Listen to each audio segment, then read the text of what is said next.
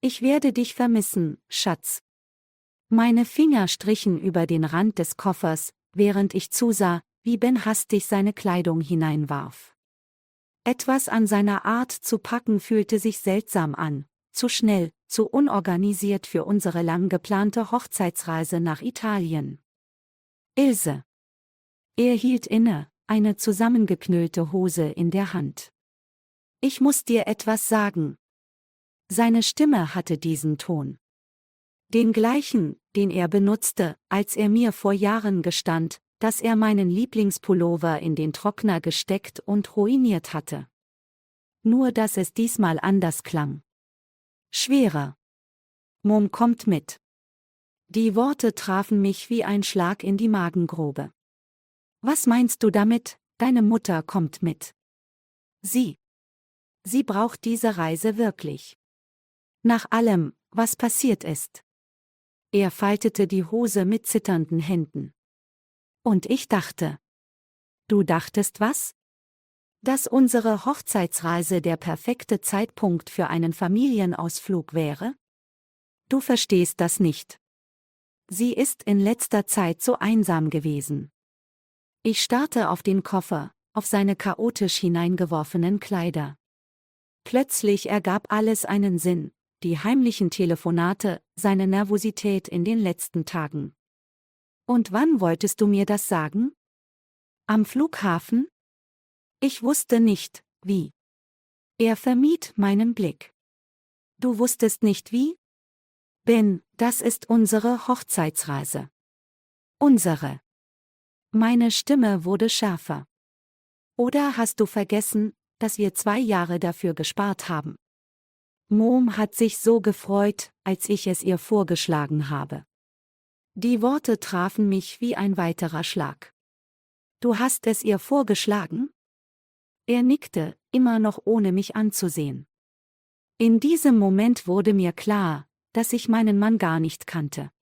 Der Mann, mit dem ich seit 5 Jahren verheiratet war, hatte hinter meinem Rücken unsere Hochzeitsreise seiner Mutter versprochen. Unseren Traum von romantischen Abenden in Venedig, von Sonnenuntergängen über der Toskana. Weißt du was? Ich griff nach meiner Handtasche. Nimm sie mit. Ihr 2 werdet bestimmt eine wundervolle Zeit haben. Ilse, warte. Aber ich wartete nicht. Ich konnte nicht. Denn wenn ich geblieben wäre, hätte ich vielleicht Dinge gesagt, die sich nicht mehr zurücknehmen ließen. Oder schlimmer noch, ich hätte geweint. Und das würde ich ihm nicht geben. Nicht heute.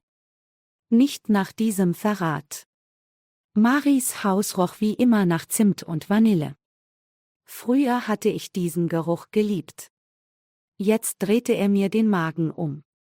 Ilse, Liebes. Mary eilte zur Tür, die Arme ausgebreitet für eine Umarmung. Was für eine Überraschung. Ich wich einen Schritt zurück. Wann wolltest du es mir sagen? Ihre Arme sanken langsam. Was sagen? Die Reise, Mary. Italien. Mit Ben. Ihre Augen weiteten sich. Die Verwirrung darin war echt, zu echt für jemanden, der schauspielerte. Italien? Welche Reise? Eure Reise. Die Ben dir versprochen hat. Unsere Hochzeitsreise. Mary sank auf einen Küchenstuhl. Ben hat mir keine Reise versprochen. Ich wusste nicht einmal. Sie schüttelte den Kopf. Das muss ein Missverständnis sein. Er hat gesagt, du hättest dich so gefreut, als er es dir vorgeschlagen hat. Das hat er? Ihre Stimme wurde scharf. Wann soll das gewesen sein? In diesem Moment hörte ich die Hintertür. Tom, Bens Vater, trat ein, eine Gießkanne in der Hand. Ilse? Was machst du denn hier? Sie spricht von einer Reise nach Italien, sagte Mary. Die Ben mir angeblich versprochen hat. Tom stellte die Gießkanne ab. Ben hat was? Unsere Hochzeitsreise, wiederholte ich. Er sagte, Mary würde mitkommen, weil sie es so schwer hat in letzter Zeit. Schwer? Tom lachte kurz auf. Mary hat gerade ihre Beförderung bekommen. Sie leitet jetzt die ganze Buchhaltungsabteilung. Die Worte trafen mich wie ein Schlag. Beförderung? Vor 2 Wochen, bestätigte Mary. Ben war bei der kleinen Feier dabei. Natürlich war er das. Der gleiche Abend, an dem er angeblich Überstunden machen musste. Hat er dir erzählt, ich wäre einsam? Maries Stimme zitterte vor unterdrückter Wut. Dass ich seine Hilfe bräuchte. Ich nickte stumm. Dieser Junge. Tom schüttelte den Kopf. Immer noch die gleichen Spielchen wie früher. Weißt du, als Kind hat er seinem Bruder Jack erzählt, ich wäre todkrank, damit Jack ihm sein neues Fahrrad überlässt. Tom, warnte Mary. Nein, sie soll es wissen. Ben hat schon immer. Nun ja, die Wahrheit gedehnt, wenn er etwas wollte. Oder wenn er Angst hatte, fügte Mary leise hinzu. Ich sah zwischen den beiden hin und her. Wovor sollte er denn Angst haben? Mary und Tom tauschten einen Blick aus. Vor dem Versagen, sagte Tom schließlich. Vor dem nicht gut genug sein. Vor. Er verstummte. Vor mir, fragte ich ungläubig. Aber ich kannte die Antwort bereits. Und sie machte mich noch wütender als die ursprüngliche Lüge. Sarahs Weinglas klirrte, als sie es auf den Tisch stellte. Er hat was? Nicht nur hat er mich angelogen, sagte ich, er hat auch seine eigene Mutter benutzt. Hat ihr eine komplette Fantasiegeschichte aufgetischt. Und Mary hatte keine Ahnung. Nicht die geringste. Sie wurde gerade befördert, während Ben mir erzählte, sie wäre einsam und deprimiert. Sarah lehnte sich zurück, ihre Augen funkelten gefährlich. Weißt du was? Das erklärt einiges. Letzte Woche habe ich Ben in der Stadt gesehen, mit Jack. Seinem Bruder? Die beiden können sich doch nicht ausstehen. Genau das dachte ich auch. Sie saßen im Café am Markt, ziemlich vertieft in ihr Gespräch. Mein Magen verkrampfte sich. Wann war das? Donnerstag. So gegen Mittag. Der Tag, an dem Ben angeblich einen wichtigen Termin beim Arbeitsamt hatte. Wieder eine Lüge. Da ist noch mehr, sagte Sarah zögernd. Sie hatten Reiseprospekte dabei. Aber nicht für Italien. Ich spürte, wie sich meine Fingernägel in meine Handflächen bohrten. Sondern Griechenland. Mykonos, um genau zu sein. Die Welt um mich herum begann sich zu drehen. Mykonos. Bens Traumziel, seit ich ihn kannte. Zu teuer für uns, hatte er immer gesagt. Zu extravagant. Er plant eine andere Reise, flüsterte ich. Mit dem Geld für unsere Hochzeitsreise. Ilse. Nein.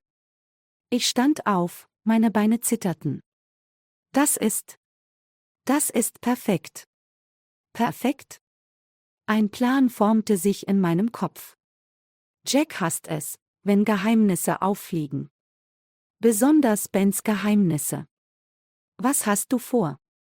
Ich griff nach meinem Telefon. Ich rufe Mary an. Und dann Jack. Es wird Zeit für ein Familientreffen. Du willst sie alle konfrontieren? Nein. Ich lächelte, und es fühlte sich fremd an auf meinem Gesicht. Ich will, dass sie sich gegenseitig konfrontieren. Ben hat uns alle gegeneinander ausgespielt. Jetzt soll er zusehen, wie sein kleines Kartenhaus zusammenfällt. Sarah nahm einen langen Schluck Wein. Das wird hässlich werden. Das ist es bereits. Ich wählte Maries Nummer. Aber wenn Ben unbedingt spielen will, dann spielen wir.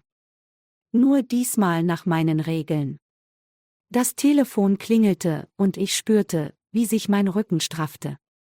Mary würde den Anruf ihrer künftigen Ex-Schwiegertochter nicht so schnell vergessen. Du solltest das nicht tun. Jack stand in meiner Küche, die Mykonos-Broschüre zwischen uns auf dem Tisch. Ben ist ein Idiot, aber er ist immer noch mein Bruder. Dein Bruder, der dich benutzt hat. Ich schob die Broschüre in seine Richtung. Was hat er dir erzählt, damit du ihm hilfst? Jack vermied meinen Blick. Dass er das Geld zurückzahlen würde. Dass er nur eine Pause braucht. Von mir? Von allem. Er seufzte. Von den Erwartungen. Von der Verantwortung. Von der Wahrheit? Seine Finger trommelten auf den Tisch. Er sagte, du würdest ihn erdrücken. Dass du zu perfekt wärst. Das Lachen, das mir entkam, klang fremd in meinen Ohren. Perfekt? Ich arbeite als Lehrerin, Jack. Ich korrigiere Hausaufgaben auf dem Sofa und vergesse manchmal, die Wäsche aufzuhängen. Das meinte er nicht. Jack zögerte. Es ging um deine Familie. Deine Karriere. Deinen Erfolg. Die Worte trafen mich härter als erwartet. Also plant er, nach Mykonos zu fliehen? Mit unserem Ersparten? Nicht allein. Mein Herz setzte einen Schlag aus. Wer? Sandra. Seine neue Kollegin. Die Welt um mich herum wurde still. Zu still. Wie lange? 3 Monate. Es tut mir leid, Ilse. Ich dachte, du wüsstest es. Meine Finger krampften sich um die Tischkante. Deswegen also die Geschichte mit Mary. Ein Ablenkungsmanöver. Er wollte Zeit gewinnen. Bis er. Jack verstummte. Bis er was? Bis er die Papiere hat. Die Scheidungspapiere. Ich spürte, wie etwas in mir zerbrach. Nicht mein Herz, das war bereits gebrochen. Nein, es war etwas anderes. Meine Zurückhaltung vielleicht. Oder meine Moral. Weißt du was, Jack? Meine Stimme klang ruhig. Zu ruhig. Du hast recht. Ich sollte das nicht tun. Er entspannte sich sichtlich. Ich sollte etwas viel Besseres tun. Ich griff nach meinem Telefon. Ich sollte Mary anrufen und ihr von der Beförderung ihrer neuen Schwiegertochter erzählen. Sandra arbeitet doch in ihrer Abteilung, oder? Jacks Gesicht wurde blass. Das kannst du nicht. Oh doch. Und das ist erst der Anfang. Ich lächelte, während ich Maries Nummer wählte. Ben wollte ein Spiel spielen? Dann spielen wir. Aber diesmal setze ich die Regeln. Maries Büro war genau so, wie ich es mir vorgestellt hatte, makellos organisiert, mit Blick über die Stadt. Sandra saß ihr gegenüber, blass und nervös. Ich lehnte an der Wand und beobachtete.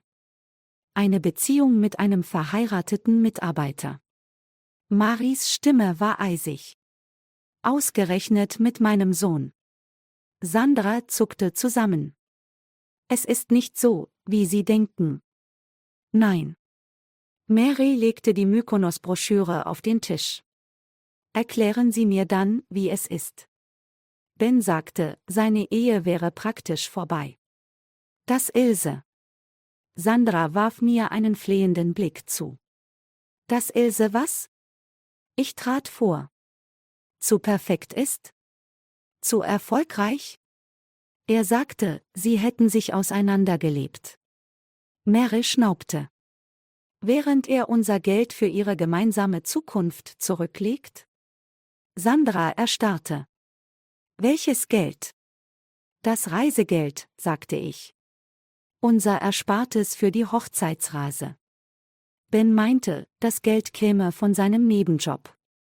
Ich lachte bitter. Welcher Nebenjob? Als Berater für. Sandra verstummte, als sie unsere Gesichter sah. Er hat sie auch belogen, sagte Mary leise. Wie uns alle. Sandra stand abrupt auf. Ich muss gehen. Natürlich. Mary lächelte dünn. Ihre Kündigung erwarte ich bis morgen früh. Das können Sie nicht. Oh doch. Firmenrichtlinien bezüglich Beziehungen am Arbeitsplatz. Besonders wenn sie die Familie der Abteilungsleiterin betreffen. Sandra stürmte hinaus. Ich wollte ihr folgen, aber Mary hielt mich zurück. Warte. Sie öffnete ihre Schreibtischschublade.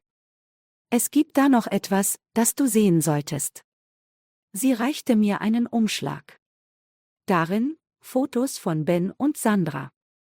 In Restaurants, in Parks, vor einem Juweliergeschäft. Alle datiert vor unserer geplanten Hochzeitsreise. Tom hat sie machen lassen, sagte Mary. Er wollte sicher sein, bevor er dir davon erzählt. Meine Hände zitterten. Wie lange wisst ihr schon davon?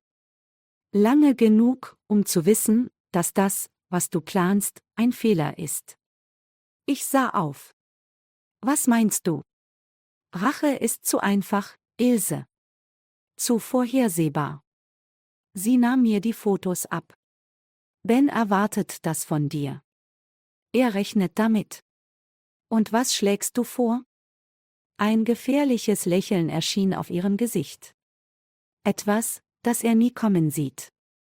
Etwas, das ihn wirklich trifft. Was könnte das sein? Vergebung, sagte sie. Öffentliche, großzügige, demütigende Vergebung. Das Familienessen war Maris Idee gewesen. Eine letzte Zusammenkunft vor der Hochzeitsreise. Ben saß mir gegenüber, nervös mit seiner Gabel spielend. Sandra hatte seine Nachrichten seit dem Vorfall im Büro nicht beantwortet. Wie aufregend, sagte Mary, während sie Wein einschenkte. Eine Mutter-Sohn-Reise nach Italien. Ben verschluckte sich fast. Mom. Oh, war das ein Geheimnis? Sie lächelte unschuldig. Tut mir leid, Liebling. Tom räusperte sich. Italien? Ich dachte, du wolltest nach Griechenland. Die Stille am Tisch war ohrenbetäubend. Bens Gesicht wurde blass. Griechenland. Mary legte ihre Gabel ab. Davon weiß ich nichts. Ich auch nicht, log ich und beobachtete, wie Ben zusammenzuckte. Nun ja. Jack griff nach seinem Weinglas. Vielleicht verwechsle ich da was. Nein, tust du nicht. Ich zog die Mykonos-Broschüre aus meiner Tasche. Die hier lag auf deinem Schreibtisch, oder Ben? Ben starrte auf die Broschüre wie auf eine Giftschlange. Das ist nicht. Nicht was? Ich schob sie in seine Richtung. Nicht dein Fluchtplan mit Sandra? Das Klirren von Maris fallengelassener Gabel hallte durch den Raum. Sandra. Toms Stimme war schneidend. Die Sandra aus Maris Abteilung? Ben sprang auf. Ihr versteht das alle nicht. Oh doch, sagte Mary leise. Wir verstehen sehr gut. Die Frage ist nur, was verstehst du nicht, Ben? Dass Handlungen Konsequenzen haben? Dass man Menschen nicht einfach benutzen kann. Ich habe niemanden benutzt. Nein. Ich stand langsam auf. Du hast nicht unsere Ersparnisse genommen? Hast nicht deine Mutter als Ausrede benutzt? Hast nicht. Du hast mich dazu getrieben. Seine Stimme überschlug sich. Mit deinem perfekten Leben, deiner perfekten Karriere.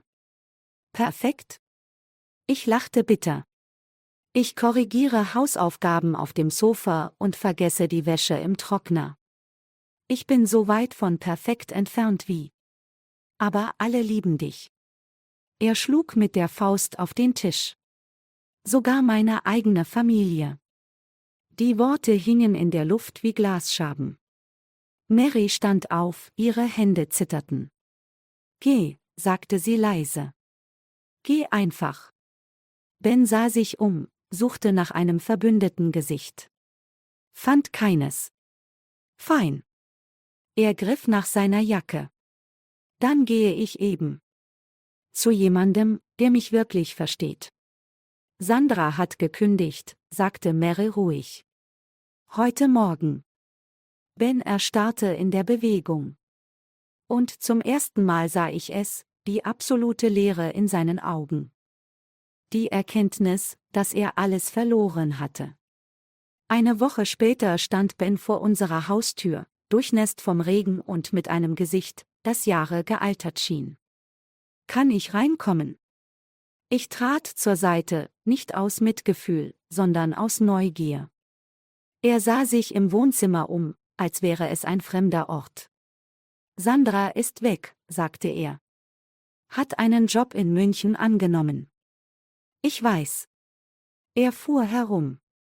Du wusstest es. Mary hat ihr die Referenz geschrieben.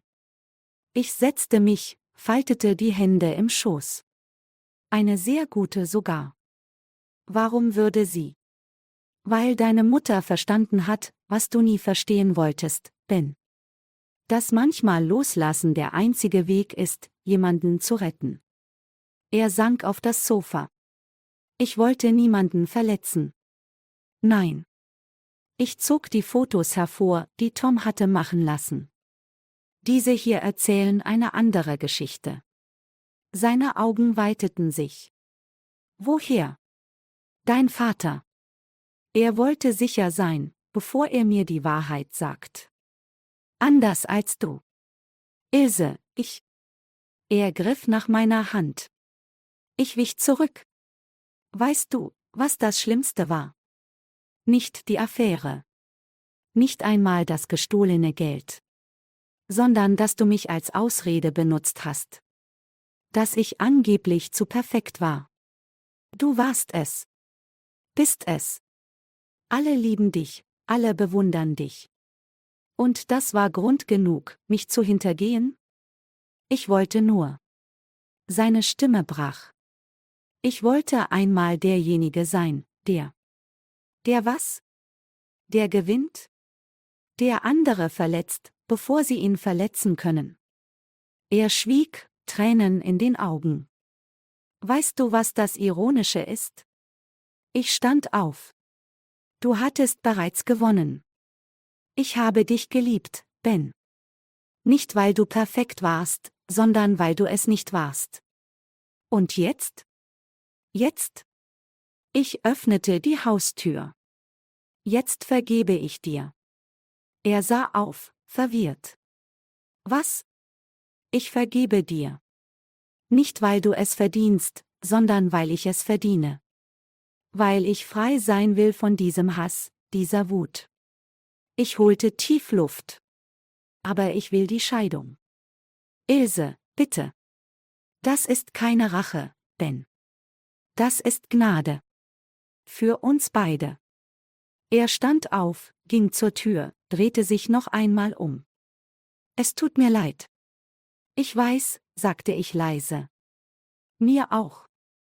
Die Tür fiel ins Schloss, und zum ersten Mal seit Wochen fühlte ich mich leicht. Frei.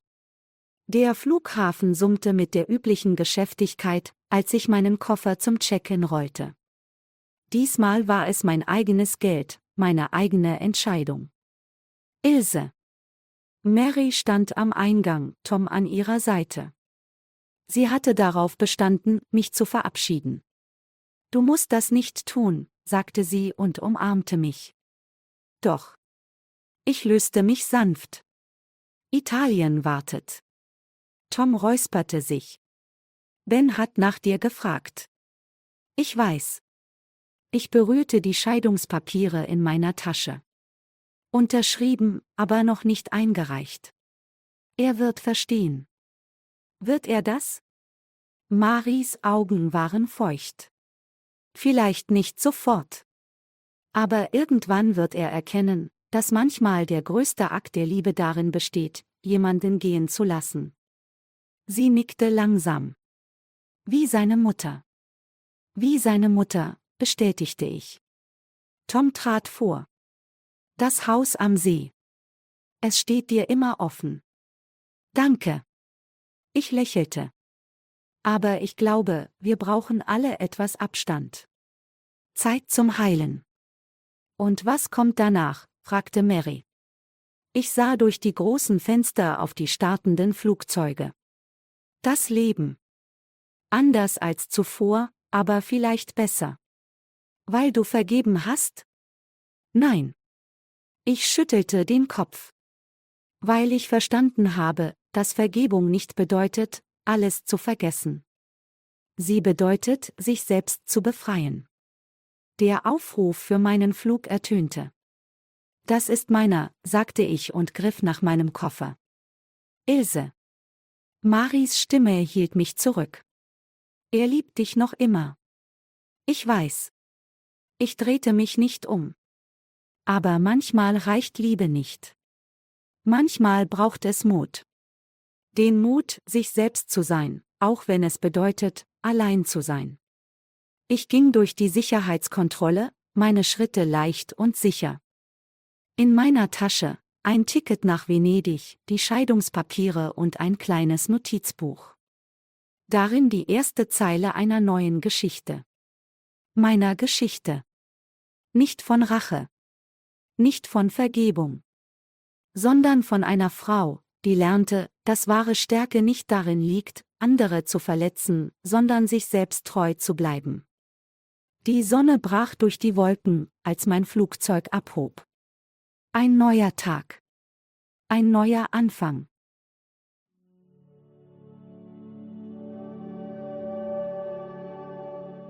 Despite the heavy rain, Tom paid it no mind and instead focused on driving to his important client.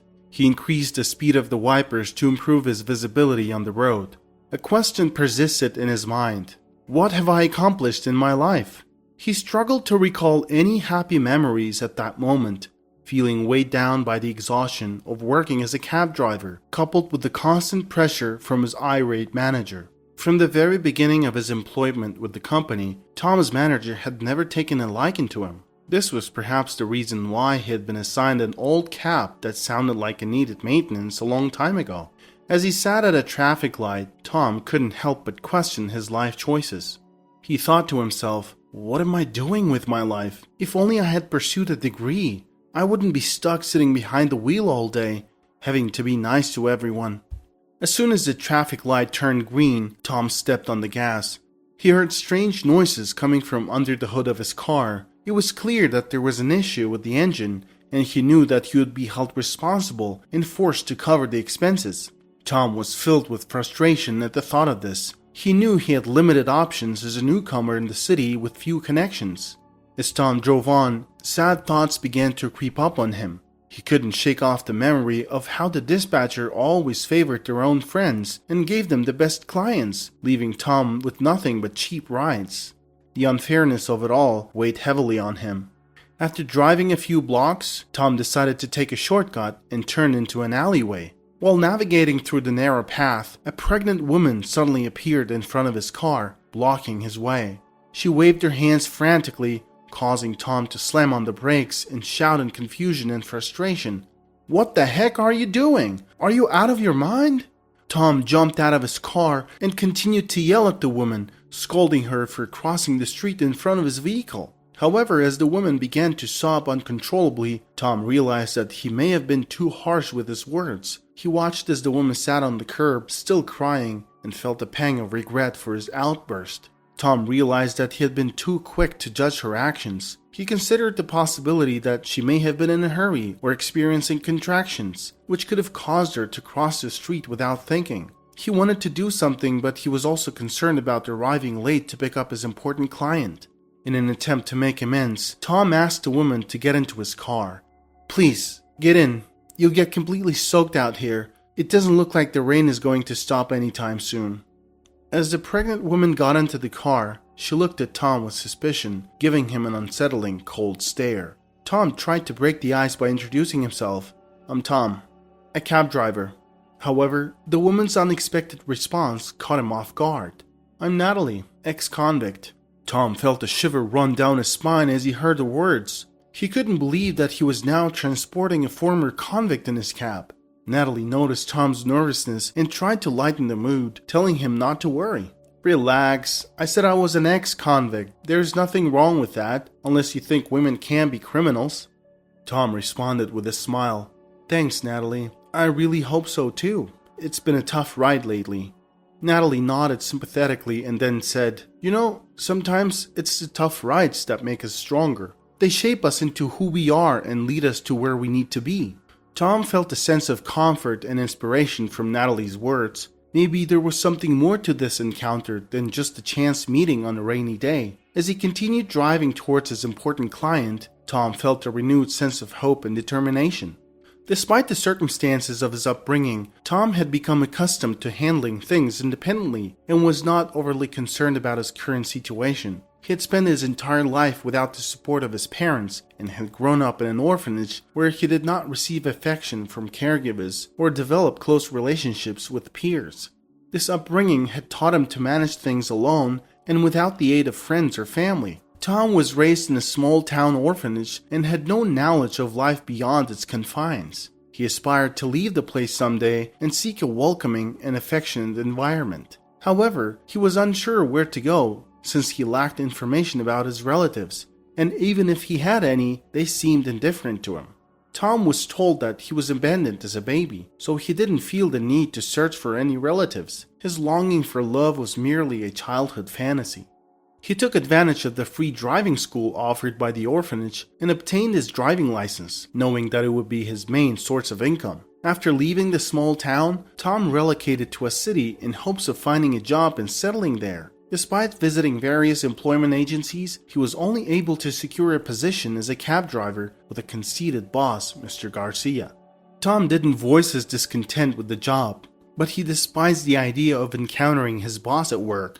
One day, during working hours, the president of the company, who usually stayed away from the office and was often seen with his family, paid a visit. Tom admired how the president, Mr. Wilson, carried himself in public. Despite his high position, he was modest and respectable. The employees were discussing the purchase of oil for the cabs when Tom mentioned that he had knowledge about oils. This was because he was assigned a car with an oil leak and he had to frequently top up the oil, giving him insight into the matter. The president noticed it and smiled at Tom. "What's your name, son?" Mr. Wilson asked. "My name is Tom Higgins, sir. I'd like to have a word with you after the meeting. Come to my office." From then on, Tom and the president were often seen chatting and laughing, but this made the manager, Mr. Garcia, jealous and he sought revenge. However, Tom had done nothing wrong and was doing his job well, so there wasn't much the manager could do to punish him. Tom was sitting behind the wheel and driving his pregnant passenger, God knows where. He was anxious about the important client that was waiting for him. It was someone Mr. Garcia asked to make sure he picked up on time. Tom stopped thinking and decided to pass the time faster as he drove through the traffic. He turned to his passenger and said, "That's quite a baby bump." "Yeah, I'm expecting next month," she smiled. "I feel like I'll never see my babies," Tom sighed. "Why do you say so?" Natalie asked.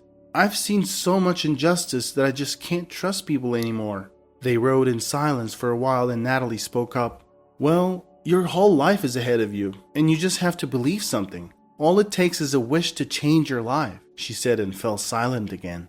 Tom felt a surge of nostalgia and a wave of emotions hit him. He couldn't pinpoint any specific memories that made him feel nostalgic, but it was something that arose after hearing Natalie's words. The idea of making a change in his life suddenly felt appealing to him after a long time. He couldn't remember the last time anyone had encouraged him to have faith and pursue his wishes. He felt a sense of positivity and grinned, catching Natalie's smile in the rearview mirror. "Thank you for your kind words," Tom said. Natalie smiled and offered to pay for the ride once they arrived at their destination. When she told Tom the address, he let out a deep sigh, realizing it was quite a distance. But he reassured her, saying, "Don't worry about paying. I'll take you where you need to go. I understand that you may not have the money to pay up front. I've had passengers before who said they would pay at the end of the ride, only to disappear without paying." Natalie nodded and replied, "Sure, I understand. And no worries, I didn't mean to snap at you. It's just that sometimes people judge me based on my past and it's frustrating." Tom nodded and apologized again for making assumptions. The rest of the ride was quiet, but the tension between them had dissipated. Tom quipped, "Looks like we're at a bank. I hope you're not here to rob it." He kept his promise and didn't charge her for the ride, taking into consideration that she recently got out of prison and probably had other expenses to cover. As soon as he merged onto the highway, Tom felt a sinking feeling in his stomach as he realized he would be late for the pickup now. He knew Mr. Garcia would be furious with him for being tardy, and he fretted that he might be reported to the president and subsequently fired. When he finally arrived to pick up a man in a suit, the passenger gave Tom a stern look and checked his watch before staring at him through the rearview mirror, but didn't say anything. Tom was certain that he would be reported for his lateness. When Tom arrived at the office in the evening, he found Mr. Garcia in a state of fury. "You were late for the pickup," Mr. Garcia shouted. "I apologize, Mr. Garcia. The traffic was terrible and my car was having some issues," Tom tried to explain. Mr. Garcia didn't want to cut to the chase. He wanted to indulge in his ego, and he took his time redoing his tie while looking at himself in the mirror. The silence was unbearable for Tom. "You know that the cab has a satellite tracker, right? I just love that piece of gadget. It makes my job a lot easier." "What are you talking about, Mr. Garcia?" Tom looked bewildered. He genuinely had no idea that there was a tracker in the cab. "I'm talking about the route you took. That was quite a detour." Mr. Garcia chuckled. "What did you do at the bank? Did you deposit the millions you're earning?" Mr. Garcia kept pushing. Tom was frightened. He was wondering if something bad happened at the bank, if he was really robbed or something. "Mr. Garcia, did anything bad happen?" Tom asked. "That's bad enough to punish you," Mr. Garcia replied. "I'm just wondering how I can do that so that you remember it for a while." He smiled. "Can I pay a fine instead? I promise it won't happen again," Tom pleaded. "You have the guts to tell me what to do now, huh?" Mr. Garcia frowned. "You can get your stuff from the cab and get the heck out," he yelled out. "Sir, I've always taken the cheap rides and never complained. I did my job well. Please don't kick me out now. I was just giving a ride to someone in need. She was pregnant." Tom started to explain, but Mr. Garcia cut him off. "Enough of your fairy tales. I don't care what you did. You were doing your personal things and that doesn't fly in this company," he replied. "This week's paycheck will go to cover the losses." Mr. Garcia finished and walked out. "What losses, sir?" Tom didn't get any answer. He didn't know what to do. He thought of what Natalie said about changing your life. This wasn't what he expected. He headed to the parking lot to retrieve his belongings from the cab, and while he was gathering his things, he spotted a flip phone lying on the backseat. Assuming one of his passengers had left it behind, he picked it up, planning to return it to its rightful owner when they contacted him. As he wandered through the windy streets feeling lost, he pondered what the future held for him. Without any other skills or connections, he was unsure where to begin looking for a new job. Standing at the bus stop, he felt a sense of loneliness amidst the bustling city. Eventually, he arrived home late at night, exhausted. After fixing himself a sandwich, he heard a knock at his door. Puzzled, as he wasn't expecting any visitors at that hour, he wondered who it could be. When he opened the door, he realized it was an old lady who lived next door. She was panting. "Hi, I'm sorry for bothering you this late. Could you help me get my kitten from that tree over there?" she asked, breathing heavily. Tom was amused at how many weird things were happening today. He quickly got dressed and went outside. He didn't ask any questions and went climbing up the tree right away. "What's her name?" Tom shouted from the tree. "It's Amigo," Mrs. Bennett shouted back. He located the meowing kitten and cuddled it. Mrs. Bennett was looking up from the ground, beaming. "God bless you, Tom. Thank you so much." She was really happy. Then she invited Tom to her apartment. "I'm sorry for waking you up this late, and again, thank you so much." She kept thanking him profusely. "You probably have to wake up early for work." "It's all good, Mrs. Bennett. I wasn't sleeping. I actually got fired from work today and was about to have my dinner," Tom replied. "Oh, I'm so sorry to hear that. Hold on, I've got some stew for you." Mrs. Bennett went to the kitchen and started to put the food on the plate. "Thank you, Mrs. Bennett. You don't really have to." Tom tried to talk her out, but he knew she was determined to feed him. Tom's smile persisted on his face as he realized he had never experienced such a pleasant conversation before. He was so caught up in the moment that he even forgot he had lost his job earlier that day. Mrs. Bennett bustled around the stove, preparing his dinner with evident joy. Once the plate of steaming stew was placed in front of him, Tom listened as Mrs. Bennet shared their story of losing her husband 3 months prior. Although the couple had never had children, they had been happily married for half a century. Mrs. Bennet became emotional as she reminisced about her late husband, confessing to Tom that she had been struggling to sleep at night and feeling incredibly lonely without him. Mrs. Bennet prayed to God to help her overcome her loneliness, and a few days ago, she found a kitten on her doorstep. She saw it as a sign and took it everywhere she went. However, this afternoon, while on a walk, the kitten, whom she named Amigo, jumped out of her arms and ran away.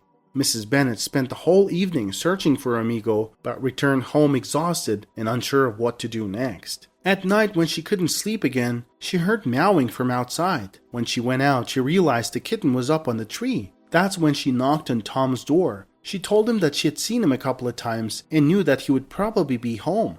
Tom explained he left home early and came back late. That was his routine. "Alright, Mrs. Bennet, I better get going. Gotta get some sleep. I'm tired. Had a busy day." Tom sighed heavily and got up. "Thank you so much for your kindness, Tom. Drop by sometimes. We're neighbors after all." Mrs. Bennet smiled. "I will." As Tom went out and walked over to his apartment door, a cab pulled over to Mrs. Bennet's house. He opened his apartment door and went inside. It felt suspicious because Mrs. Bennet didn't mention she was expecting any guests, especially this late at night. He moved the curtain to see who's getting out of the cab. It was dark outside and he couldn't really see the face, but it was clear it was a woman. She slowly limped over to Mrs. Bennet's door and knocked. A moment later, Mrs. Bennet opened and embraced the visitor. Tom realized it was someone she knew and smiled and went back to his bed. He lay in his bed trying to fall asleep. Half an hour later, a phone rang, but it was weird because his ringtone was different. He got up and went out to the hallway. The ringing was coming from the pocket of his jacket. Tom completely forgot that he had brought the flip phone he had found in the backseat. The caller ID said Grandma. Tom hesitated before picking up, but then he decided to talk. "Hello?" Tom said. "Hi, sir. I'm sorry for calling you this late at night. My granddaughter left her phone in your cab. Could you bring it to the address I will give you? We'll pay for the delivery, sir." An old lady said on the phone. Strangely, her voice sounded so familiar. "Yeah, sure. I can do that, but I'm already home. Can I deliver the phone to you tomorrow?" Tom asked. "That's not a problem at all. Thank you, sir," he heard on the other end. "Alright, let me grab a pen." As Tom listened to the old lady dictate the address, he realized it was actually not far from where he lived. But when she gave him the full address, he was shocked that it was actually next door to him. He hung up the phone and couldn't believe it. He laughed at first, but then it dawned on him. He quickly got dressed and walked outside. He ran to Mrs. Bennet's door and knocked. Natalie and Mrs. Bennet were having warm tea and conversing.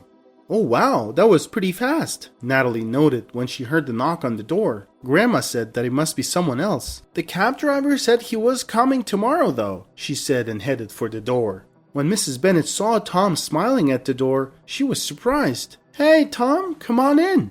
I thought it was the cab driver delivering Natalie's phone," she said. Tom didn't say anything. He just stood there barely holding his grin. As they walked to the living room, Mrs. Bennet shouted, "Honey, I want you to meet Tom, the handsome man that I told you about. He got the Amigo from the tree for me not long ago." Tom and Natalie exchanged glances and smiled at each other. Mrs. Bennet appeared perplexed as she observed them. "Is there a problem? Did I say something inappropriate?" she asked, wearing a puzzled expression. Tom reached into his pocket and retrieved Natalie's phone. "Here you go. Don't want you losing your things. Who knows, next time I might not be your driver," he quipped with a chuckle. As Tom spoke, Mrs. Bennet suddenly realized that the cab driver Natalie had mentioned earlier was actually Tom himself. She was taken aback by this revelation. Tom and Natalie both laughed and glanced over at Mrs. Bennet. Following their amusing discoveries, they all sat and conversed for another 2 hours, enveloped in a welcoming and amicable ambience. As Tom sat in Mrs. Bennet's snug abode, filled with family photos and impeccably organized surroundings, he was overcome by a newfound sense of warmth in his heart. It was an emotion unlike any he had ever experienced before. Tom gazed into Natalie's bright, sparkling eyes. She noticed his gaze and returned a smile. As he reflected on her words, he realized that the future held limitless possibilities for him, as long as he possessed a fervent passion for achieving his goals. During times of sadness and despondency, Tom turned to God for solace and comfort. Now he was grateful to have gained 2 new friends. "Alright, you two, I'm feeling quite tired. I'm gonna hit the hay now. Good night," Mrs. Bennet announced with a yawn before making her way to her bedroom. Her brief message was the only thing she uttered before retiring for the night. Tom attempted to ease the tension by inquiring about Natalie's baby. "She's quite active. Her kicks are really strong," Natalie replied, flashing a smile. However, Tom suddenly became lost in thought, pondering who the father of the baby might be. Uncertain if Natalie had a family or a significant other, Tom harbored a secret hope. Without warning, Natalie addressed Tom's thoughts directly. "You're likely wondering about the father, huh?" she remarked, meeting Tom's gaze. Tom remained silent, simply staring back at her. Natalie shared that her life story was quite fascinating. She revealed that she had dated a man who turned out to be a drug dealer, but she was unaware of it. One day, the police raided their place, and the man escaped and never returned. Despite her claims of innocence, she was convicted of drug dealing and sent to prison. However, she was released early due to new evidence. She was already pregnant with her ex-boyfriend's child by that time, but had never seen him again. When she got out of the prison, some people approached her with a check, claiming it was from her ex-boyfriend, and asked her to stay quiet and move on with her life. "Is that why you had to go to the bank?" Tom asked. "Yup," she replied. "No wonder you forgot your phone," Tom joked. "I knew you would say that, but no, he didn't give me millions. I didn't really expect a lot either. You know, I was actually content with what I had in my belly." Natalie smiled and softly rubbed her belly. "Where are your parents?" Tom asked. "No idea. They left me at the orphanage when I was like 10 months old," she said. Tom was taken aback by this sudden revelation. He felt like there were too many unexpected developments for one day. He said he better go get some sleep and leave some room for revelations tomorrow. Tom woke up at noon to a knock on his door, where he found Mrs. Bennet bringing in some pancakes Natalie had made earlier. While they ate, Mrs. Bennet shared with Tom that Natalie used to live in the building's apartments and had no parents, so she was drawn to them. Tom's loneliness had disappeared entirely. He felt that God had blessed him with so many people in just one day. He wasn't upset about not having a job. Instead, he felt grateful for everything he had. Tom cared for Natalie until she gave birth to a beautiful baby girl. When they were deciding on names, Tom suggested Destiny, and they all loved it. Tom did everything he could to help, from running errands to taking care of the household. He worked as a delivery man for a courier company, which was enough to get by. Tom didn't need much, as he was content just spending time with his dear neighbors. Tom and Natalie had been in a relationship for 6 months now, and their daughter Destiny was growing up quickly. Tom couldn't believe that he had gotten everything he had wished for. Eventually, he decided to propose to Natalie, and they got married. They didn't have a grand wedding celebration, but they drove up to the mountains with Mrs. Bennet accompanying them and had a lovely, intimate event. Several years had passed, and now Destiny was a little girl who could walk and play on her own. One day, Tom and Natalie were sitting on a bench discussing what to name their son, while Destiny played in the sandbox nearby. Suddenly, a man wearing a suit and sunglasses walked up to her, trying not to attract attention. "Hey there, little one. Can I play with you?" the man asked as he approached Destiny. She looked up at him and handed him a toy truck.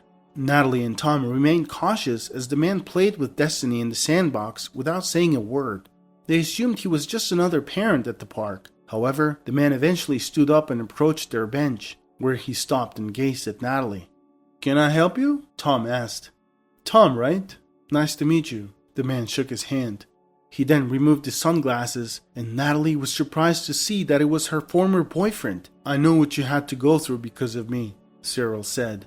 "Thank you for keeping the baby," he said, and asked Tom to step aside.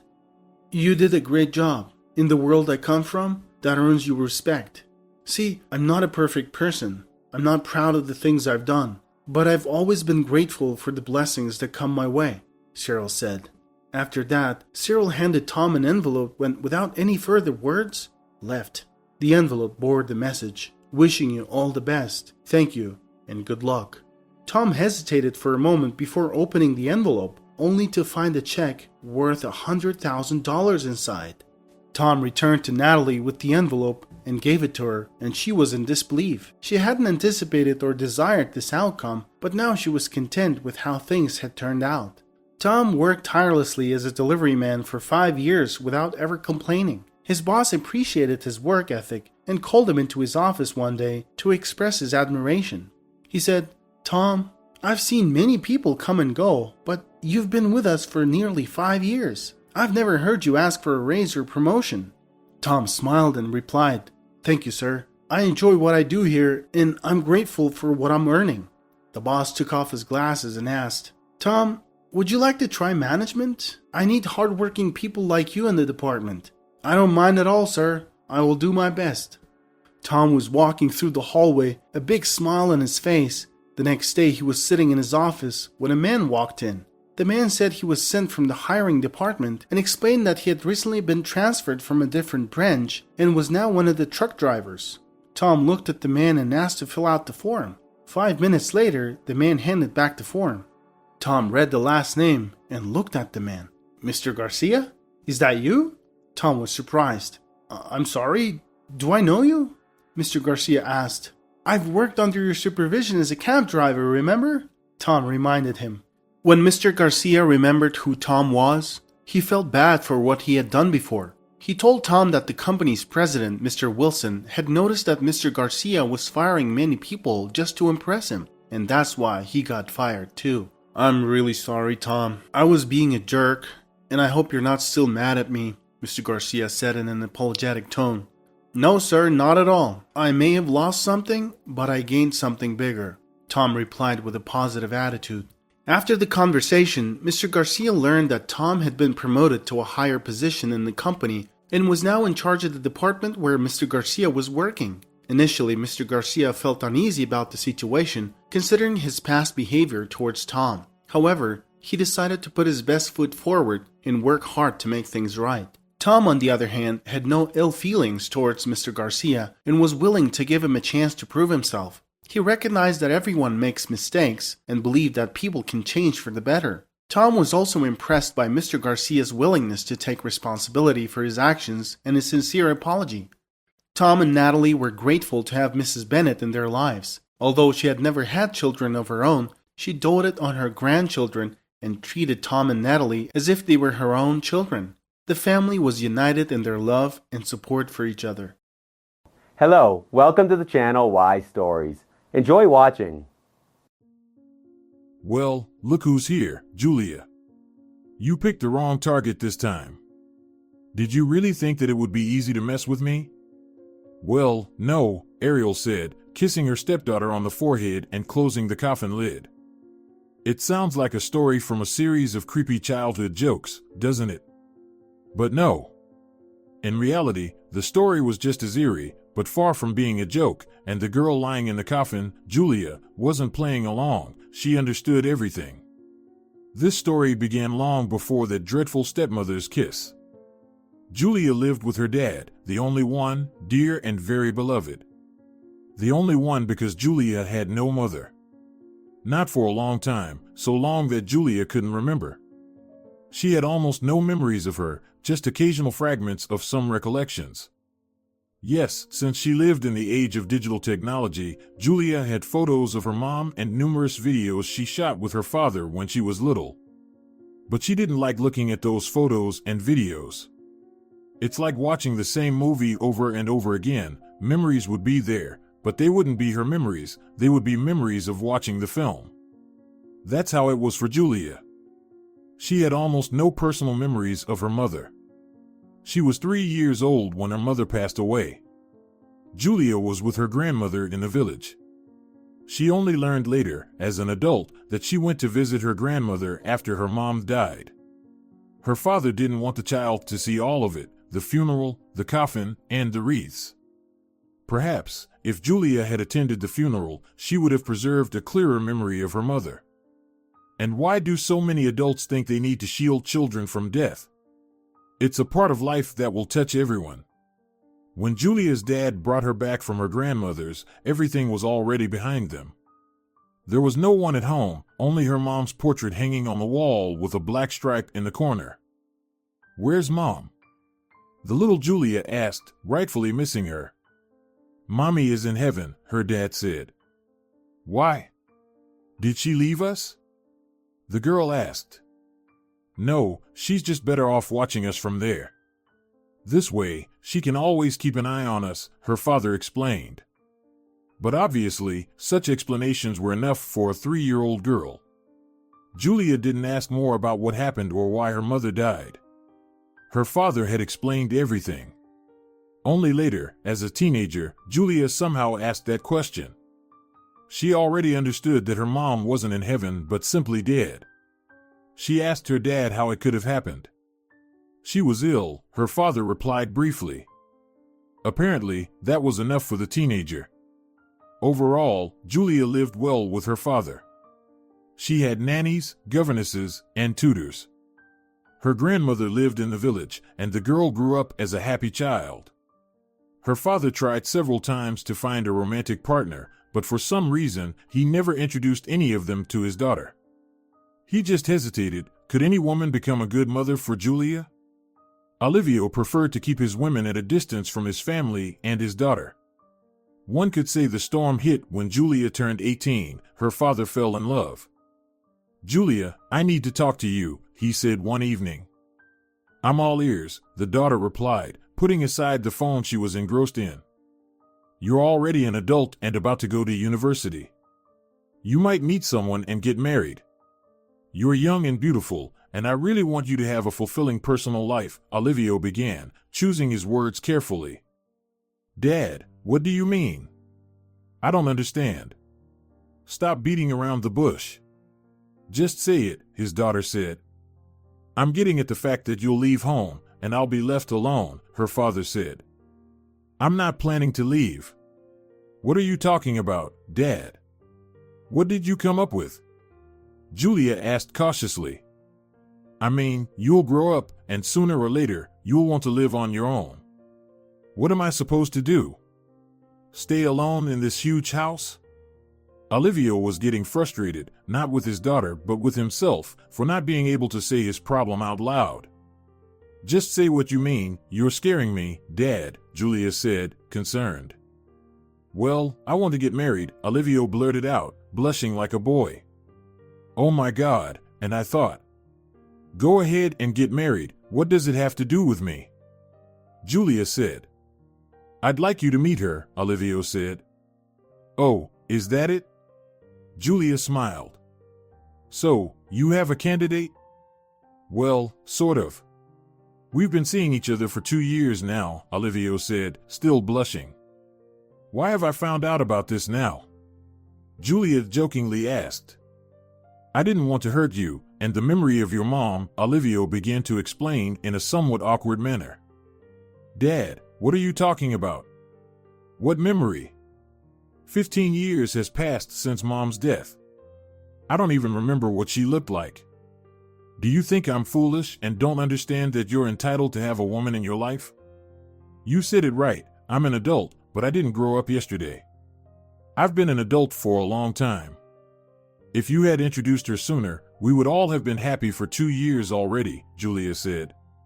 What's her name? Whose? Olivio seemed a bit flustered. Come on, Dad, stop being shy. Her. What's her name? Who are you planning to marry?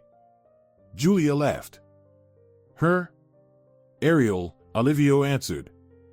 Ariel? Julia asked again. Good Lord, couldn't you find a girl with a simpler name? Ariel. Well, I knew it, the father said, feeling hurt. Why have you done that? Oh, I was just kidding. Goodness, Ariel is her name. That's okay, Dad. When are you going to introduce us? Julia laughed. Whenever you want, Olivio replied. And when do you want to? Julia retorted. They decided to have a sort of meet and greet on the upcoming weekend. Overall, Julia liked Ariel, but she chose not to say anything to her father. After all, he was the grown-up, and he knew better. Besides, he was the one who would be living with her. Yet, Julia felt that Ariel was somehow not up to his level. You know, It was like putting a Versace shoe next to a felt boot. Not just placing them side by side, but wearing them both and going out into the world. They looked together like two socks from different pairs, with Ariel being the felt boot. She seemed a bit simple, rough, and somewhat unkempt. Julia couldn't stand women who dyed their hair, and this one clearly had grown out roots, which looked indecent. If she decided to change her hair color, she could do it regularly so that no one noticed. Well, these are just prejudices, Julia thought. If Dad likes her, then why not? I certainly won't be the one choosing. Since then, Ariel has become a frequent guest in the house and often stayed overnight. Julia didn't mind, she was even happy for her father. When are you leaving your father's house? Ariel asked once when they were alone with Julia. Never, Julia said. And hypothetically, even if I go to college, and I will, of course, I'll still live at home. I have no intention of living in dorms. I see, Ariel pursed her lips. Everyone else does, and you're the princess, right? I don't understand, Julia became wary. Oh, don't pay attention. I have these jokes. I know it's black humor, but I can't seem to get rid of this bad habit.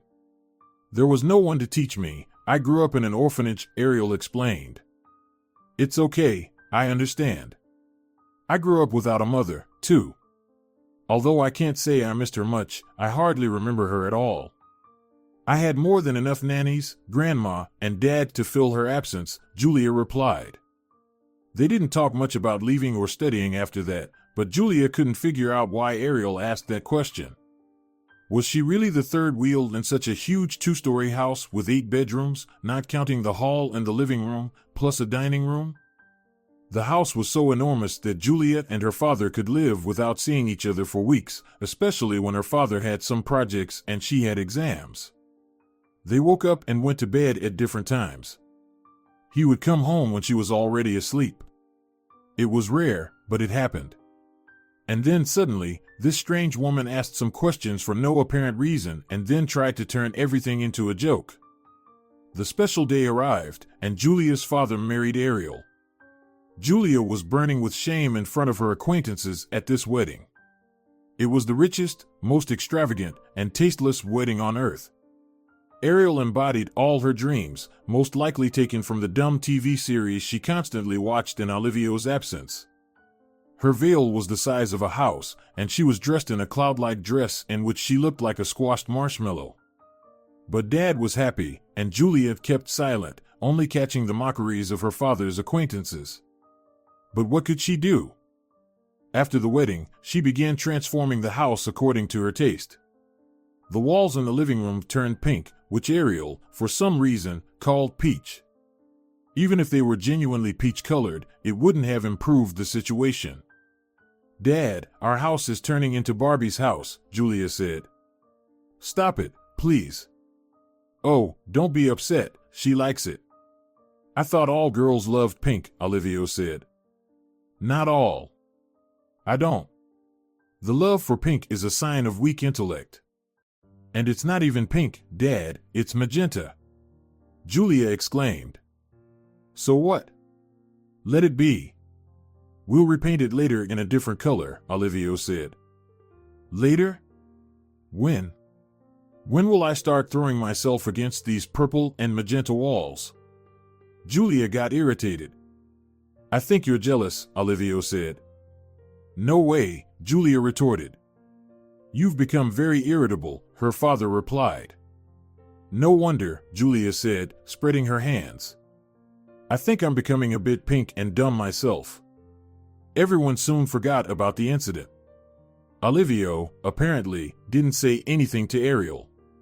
She continued to smile sweetly at Julia at the table, and Julia smiled back. Almost 6 months passed. It seemed like the atmosphere at home had improved. And then Ariel announced that the family would soon have an addition. Olivia was overjoyed like a child, and Julia. Well, she was happy, too, she was just a bit bewildered. The age difference between her and the new sibling would be 19 years. Oh God! Wherever she went with the baby, everyone would mistake her for the child's mother. But on the other hand, who should have cared anyway? They could think of what they wanted. Shortly after the happy news, Olivia had to leave. "Come with me," he asked Ariel. Julia accidentally overheard their conversation. "But I'm pregnant," Ariel said. "So what? When else will we get a chance to travel abroad together, especially to such an exotic country?" Olivia insisted.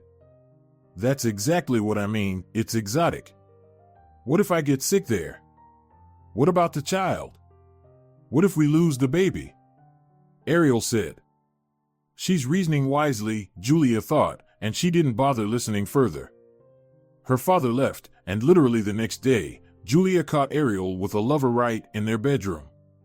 She had invited him directly into their bedroom.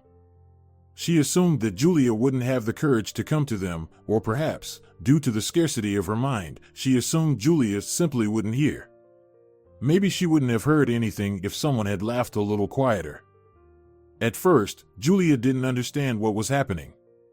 She went to the kitchen at night to get some water to drink. If it weren't for thirst, she might not have heard anything.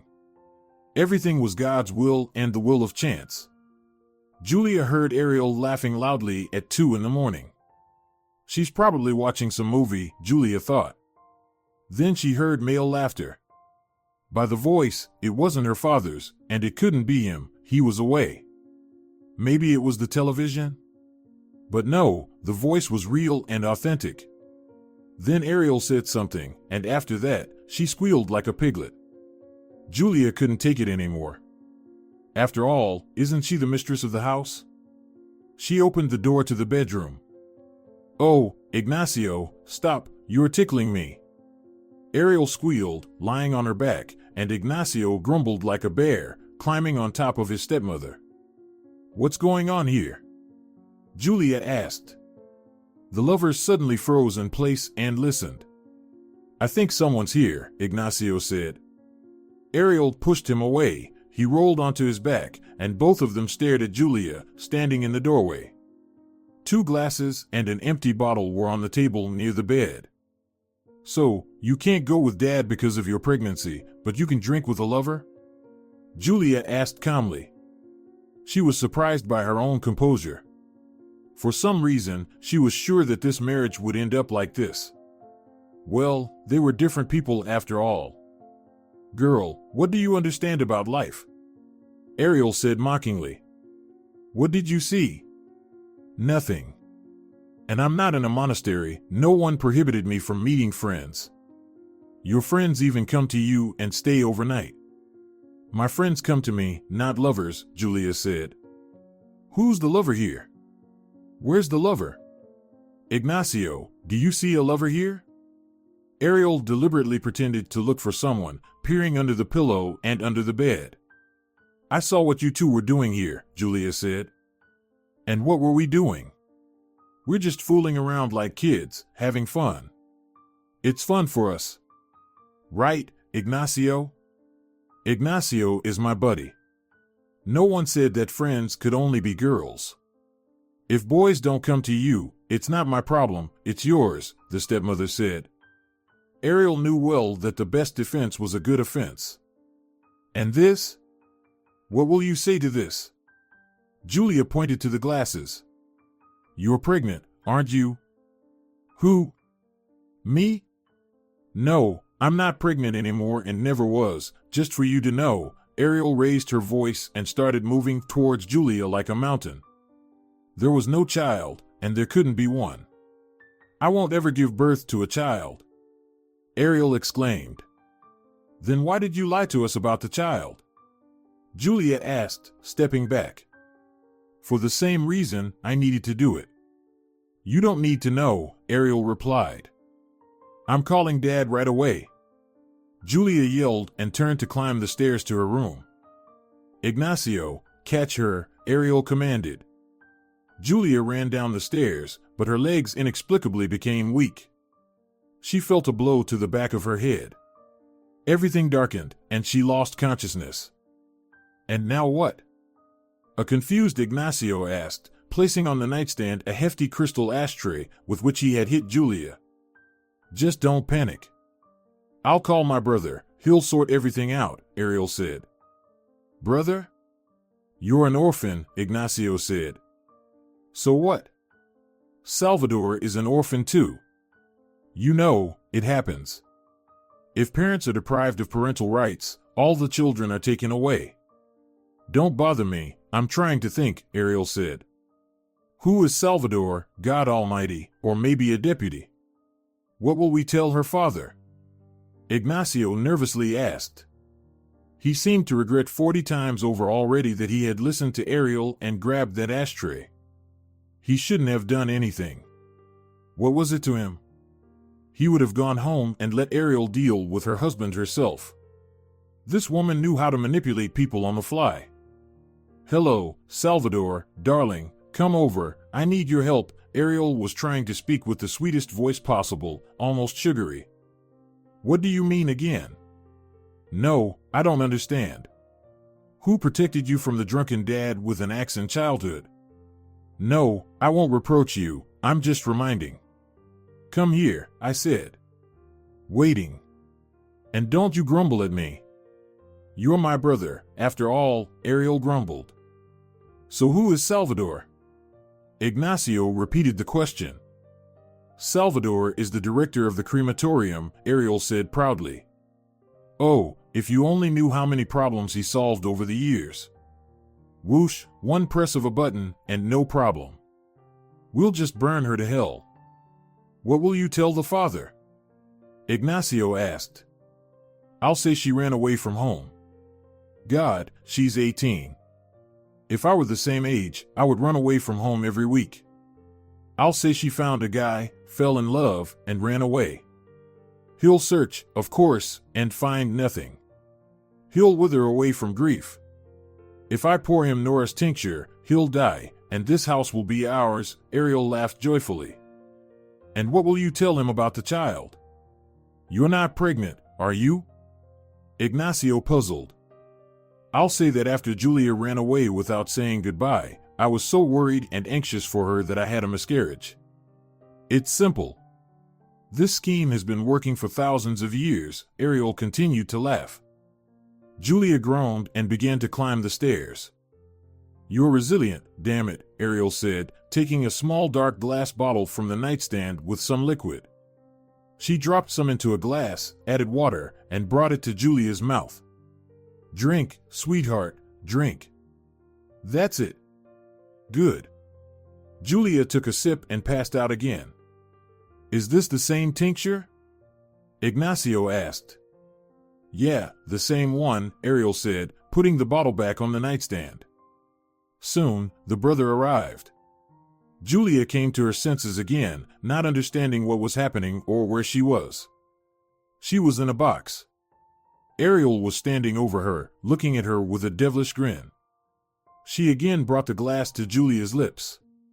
Julia was terribly thirsty. She had never experienced such thirst in her life, not even when she and her dad were on a hike and drowned the backpack with supplies and a water bottle.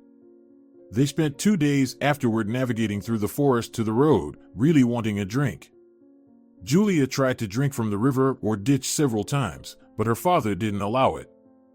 You'll catch cholera or Escherichia coli. I won't carry you to the hospital. Endure it. A person can live without water for 3 days or even more. We'll reach people's settlements soon.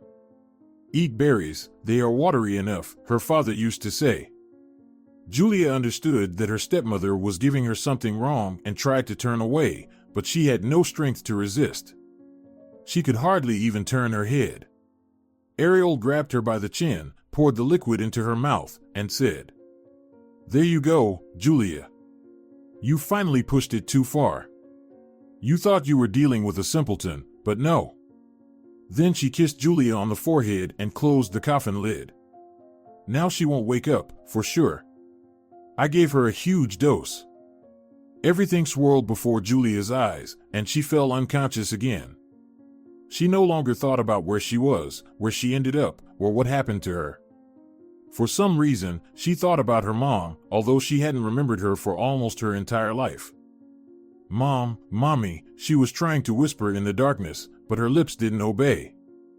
Ariel, when will this stop? Salvador asked. Salvador, do you want to live in a big, beautiful house and want nothing? Do you? Then shut up and do as I say. Okay, dear. Ariel played with her brother's cheeks as if he were her little puppy. She left and went home with Ignacio.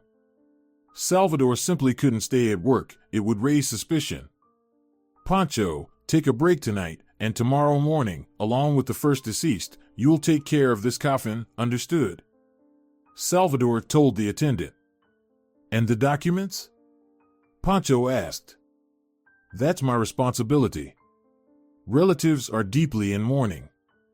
I'll handle everything tomorrow, and you'll get a bonus. You want a bonus, right? Good. Just shut up and do as you're told. And get your dog out of here, Salvador said. Where should I take him, Salvador? Pancho objected. Anywhere you want. Take him home. Why do I need a dog here? There are traces all over the building.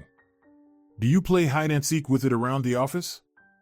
The cleaning ladies complained that we have werewolves wandering here, said Salvador. I can't take him home, I have nowhere to go. My mom and I share a room, Pancho replied. Then send him to the incinerator. At least he won't suffer, Salvador said and left. That's it, buddy. They said you're going to the incinerator.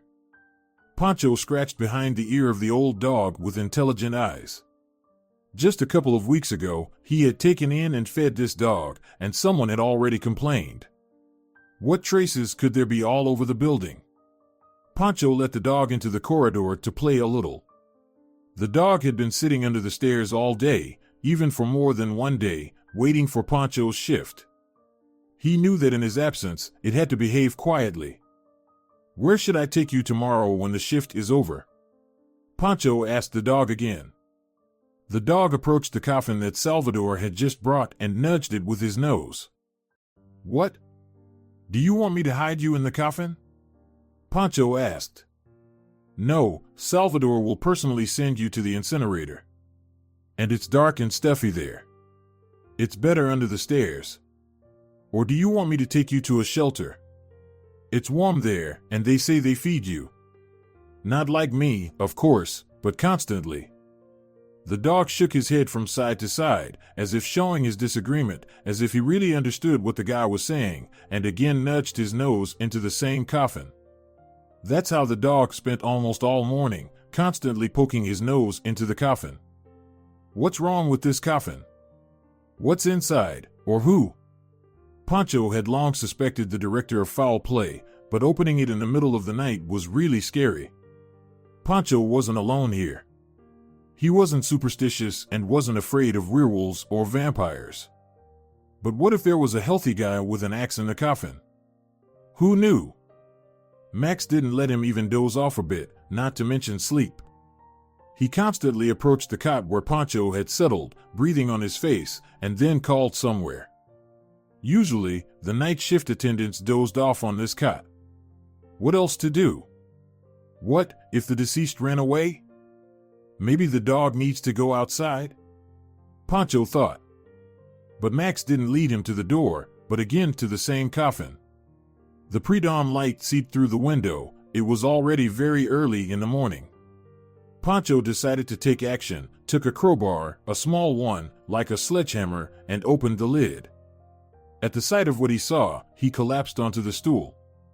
There was not a guy with an axe in the coffin, but a girl. A beautiful one. She was lying on her side, hands and legs tied. Her eyelashes fluttered a bit, and she was breathing, weakly, but still, she was alive. Gosh. So that's what they're doing here. And what am I supposed to do with all this now? Disobeying Salvador meant, sooner or later, that she would end up in the same coffin as this girl. But there was no way to carry out the order either. How could one incinerate a living person? It's not the Gestapo or Auschwitz, for heaven's sake. Pancho tried to revive the girl, but she didn't react to anything. Most likely, she was drugged with something, Pancho thought. I have to save her somehow. He couldn't come up with anything better than to carry the girl down the stairs, where Max always hid, and hide her among unnecessary boxes. In the morning, as Salvador had asked, Pancho burned the coffin in the incinerator along with the first deceased. Actually, nobody mentioned anything about the contents. There was only one problem. Now Max had nowhere to hide, and precisely at 2 in the afternoon, Pancho's shift ended. However, right now, he wasn't thinking about the dog. He was more concerned about the situation with the girl. How could he get her off the crematorium premises without anyone noticing? Never mind anyone, the main thing was that Salvador wouldn't notice. Leaving the girl under the stairs until dark wasn't an option. What if she regained consciousness? Pancho was already taking risks. He didn't know the cause of her unconsciousness, so she could come to her senses at any moment. So, how did everything go? Salvador asked Pancho when they were alone in the office. As usual, Pancho replied. What do you mean, as usual? You talk as if I ask you for a favor every day. Salvador got angry. Not in that sense. Pancho began to justify himself, internally scolding himself for loose lips. I mean that no one noticed anything. And no one was supposed to notice anything. Our schedule is planned 2 weeks ahead, and these people simply couldn't wait that long. So, we had to help good people, Salvador said. Yes, I completely agree with you, Pancho replied. He practically prayed for Salvador to go somewhere, and miraculously, Salvador left at 12, 2 hours before the end of Pancho's shift. It would be suspicious if he stayed after work. He had never done that before. Pancho called a taxi, carefully moved the girl from under the stairs to the back seat, and took her home. They lived on the outskirts in old barracks left over from the war. Everything was made of wood there, the floor, the ceiling, and the walls. The toilet was outside, and the water was from a column, also outside. In essence, the house was a large shed divided into several small rooms and, in the middle, a large and long corridor for the entire barracks, cluttered with all sorts of junk that residents couldn't fit into their rooms. That's how Pancho and his mom lived. They cooked in the shared kitchen, but if there wasn't enough space and time, they reheated food on an electric stove right in their room, even though it was strictly forbidden. Mom, we have a guest, Pancho said, carrying the unconscious girl in his arms. Oh, Lord, Pancho, where did you get her? What happened to her? Who did this to her? His mom asked, bustling around, removing the blanket from the bed. Later, Mom, I'll explain everything later. She needs help, can't you see? She's drugged with something. It's been almost a day, and she can't come to her senses, Pancho said, laying the girl down. So, she needs an 4, his mom said. I'll buy everything, just write it down. You're the doctor, I'm still learning, Pancho said. What am I, a doctor?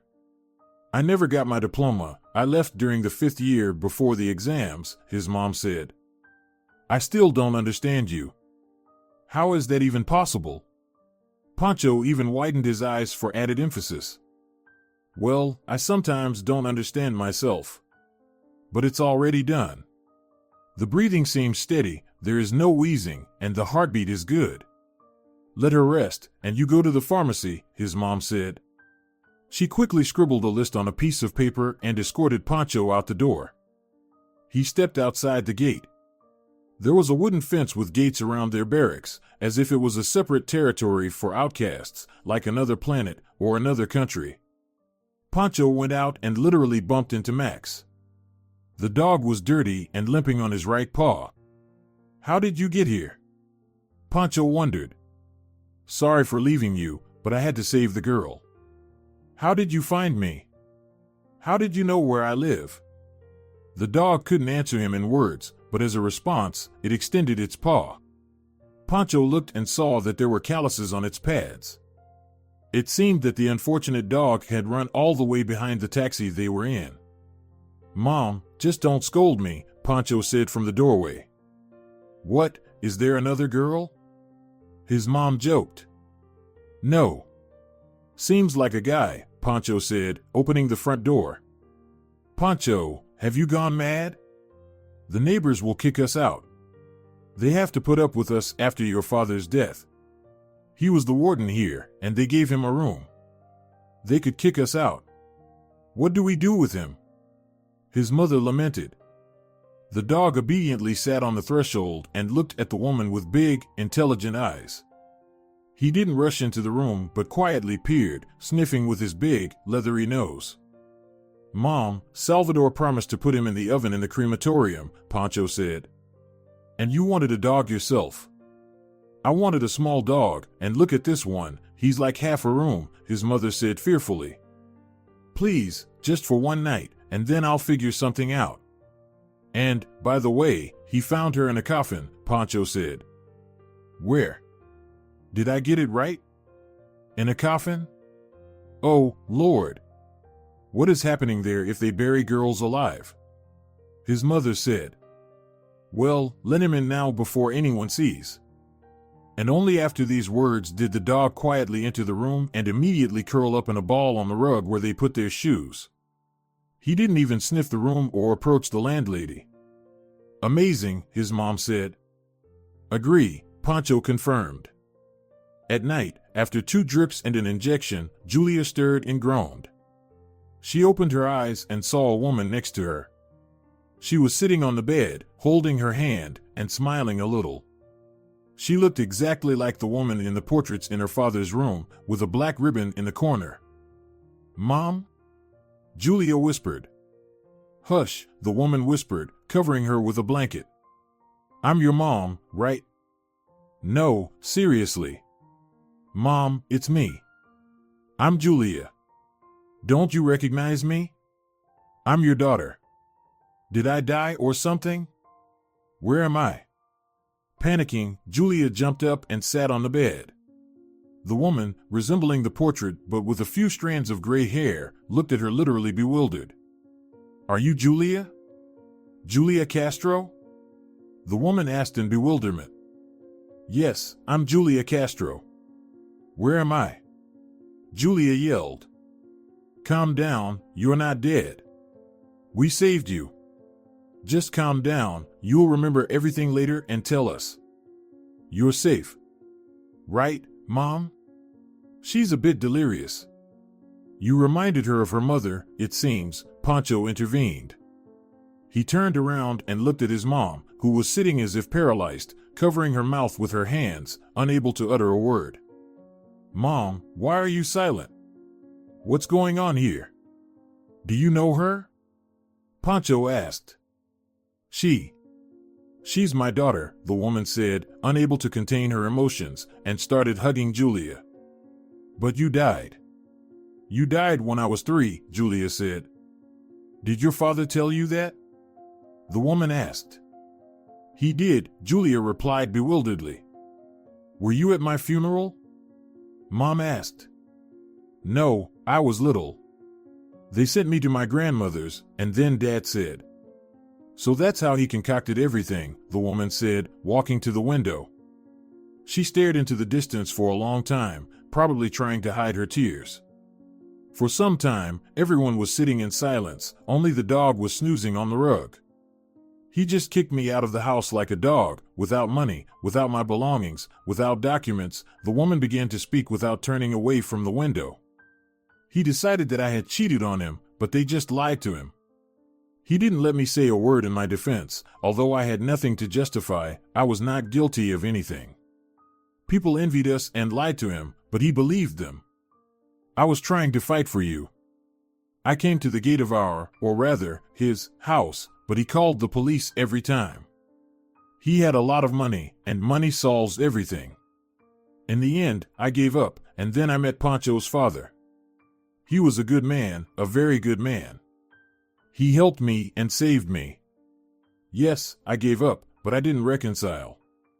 Julia, my baby. The woman rushed to her daughter and began to kiss her hands. Not a day passed without me thinking about you, and now the Lord has brought you to me. But how?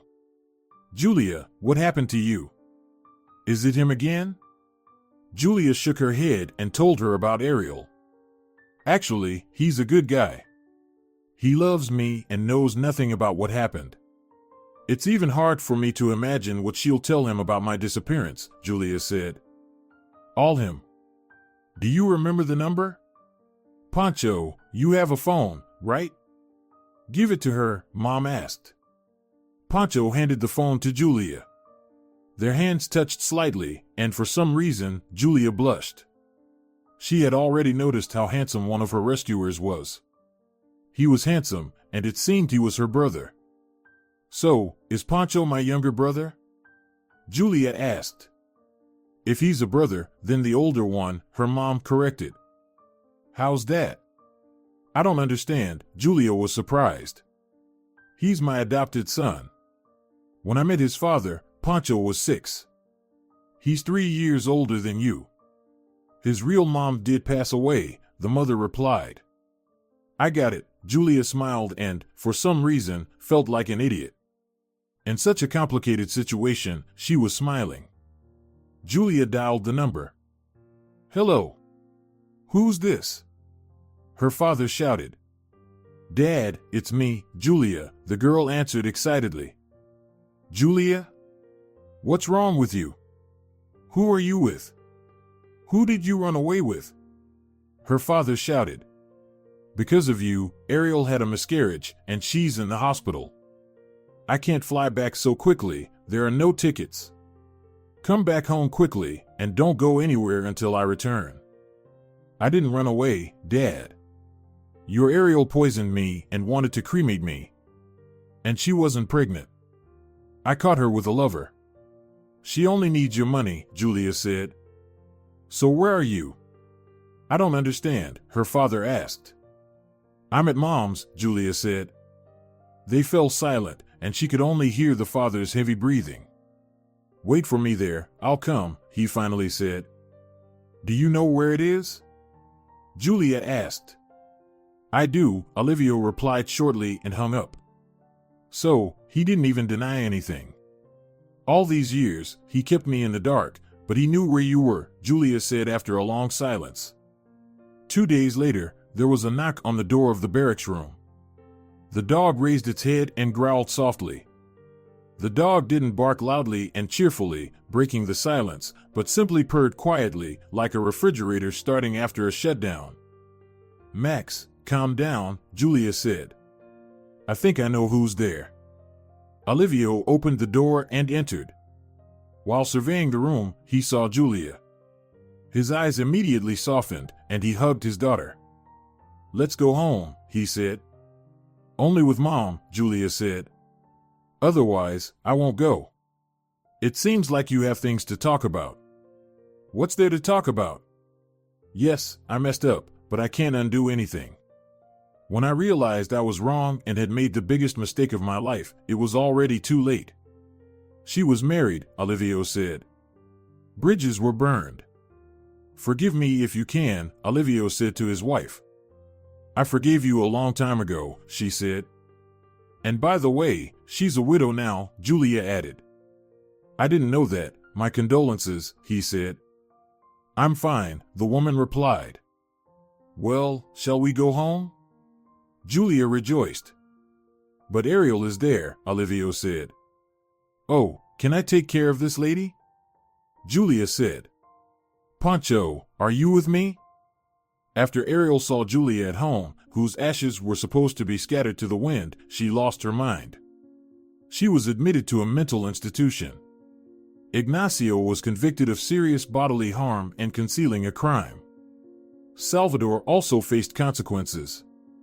During the investigation, the Pialis uncovered several similar crimes, so he had to be glad that there was no moratorium on the death penalty in the country. After all the turmoil and officially getting divorced from Ariel, the family was finally reunited. Mom didn't rush to romanticize her relationship with Olivio, but she moved into the house to finally be closer to her daughter, with whom she had been separated for so many years, and to her son, who married Julia. Max was most pleased with their move to the house. It frolicked through the rooms and the spacious yard. For saving his daughter, it could lie wherever he wanted, even on the owner's bed. But the dog wasn't cheeky, it was smart and behaved decently. It liked running around, but it still loved to lie on the rug near the front door. In the spring, Max brought 5 puppies right there on the rug, quietly and peacefully at night. I was right when I told you it was another girl, Mom laughed. He's so furry, you can't tell. So I thought it was a boy, Pancho said. Oh, you all think that way. Will you also think our child is a boy? Julia asked. No, I won't think so. Now there's an ultrasound, it will tell us, Pancho replied. Wait a minute, are you trying to tell us that you're expecting a child?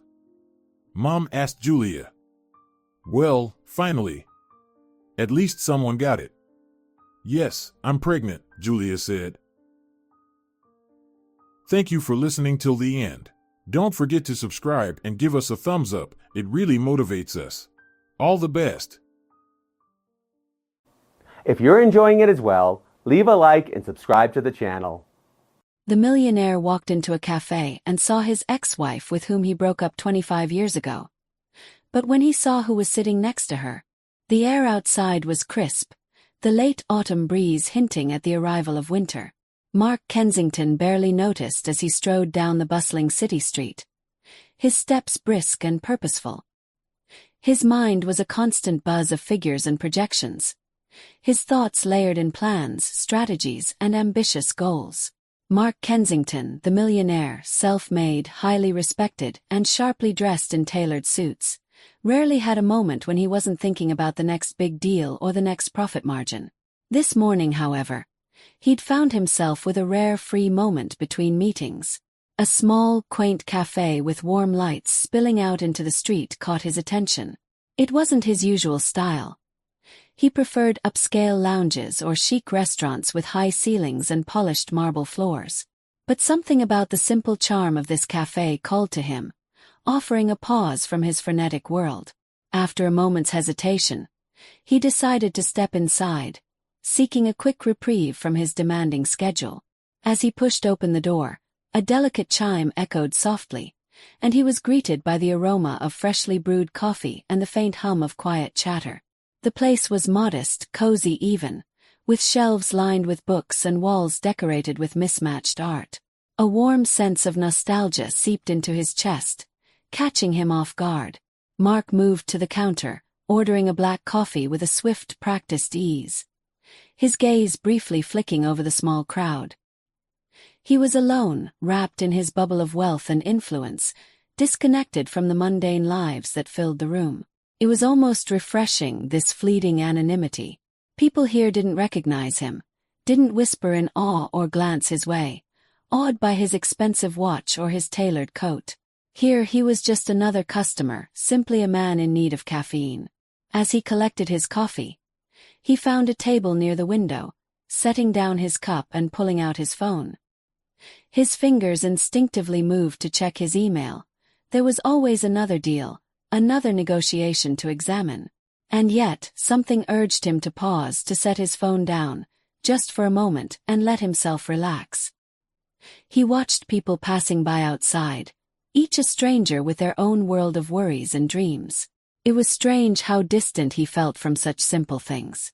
Despite his wealth, or perhaps because of it, he felt an odd emptiness creeping in, an ache he didn't care to examine.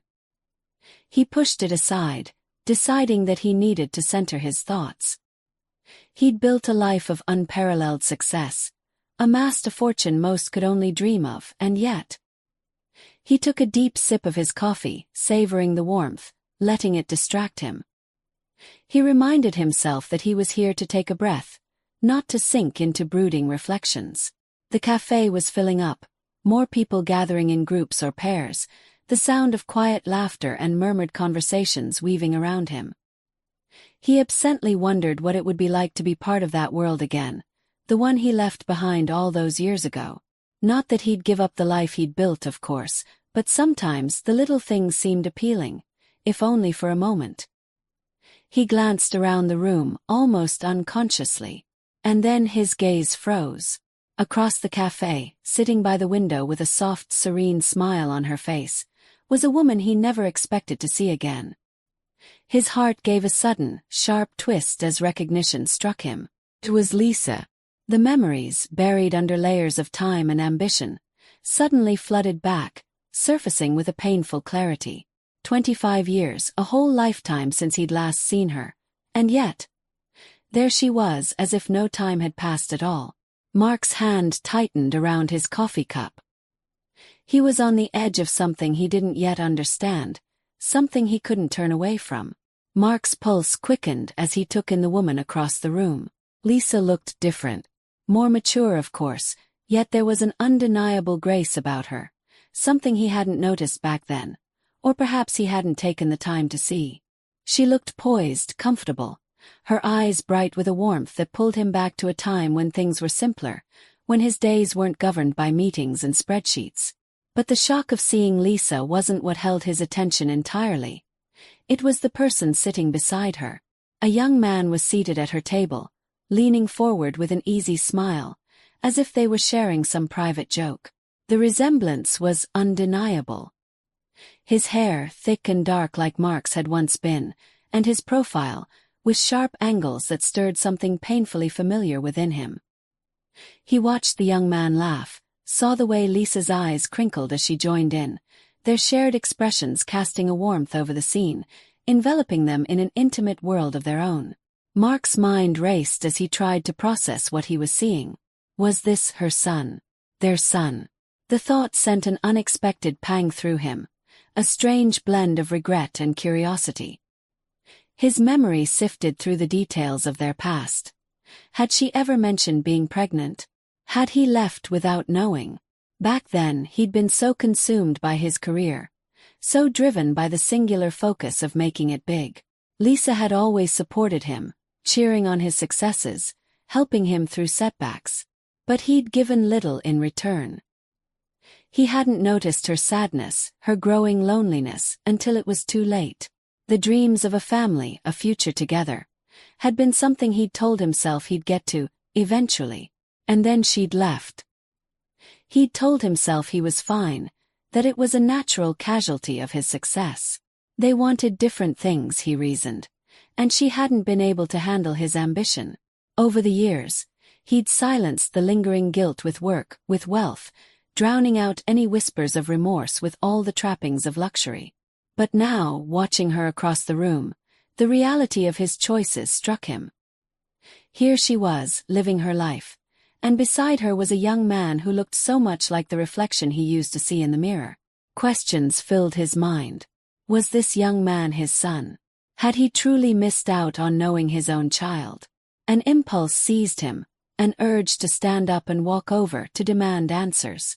But a strange fear held him back, a fear he hadn't felt in years. He was used to being in control, accustomed to command and respect. Yet here in this small cafe, the sight of his ex-wife with this young man left him feeling exposed, vulnerable in a way he hadn't experienced since his youth. He wanted to know who this young man was. He wanted to know what Lisa had done with her life, how she'd moved on, and why she'd never reached out. But could he even face her? After all this time, what right did he have to barge into her world and disrupt the life she'd built without him? He took another deep breath, steadying himself as he fought the urge to approach her. What would he even say? The words seemed to tangle in his mind, the magnitude of his emotions too intense to sort through. He was a stranger in her life now, and she too was a stranger in his. But the longer he sat there, the stronger his curiosity grew. And with it, the faint, painful stirrings of regret. 25 years ago, Mark was a different man. Hungry, ambitious, and brimming with dreams of success. He and Lisa had met on a warm summer evening at a small neighborhood gathering, introduced by a mutual friend who'd been confident they'd hit it off. And indeed, from the moment Mark saw her, he was captivated.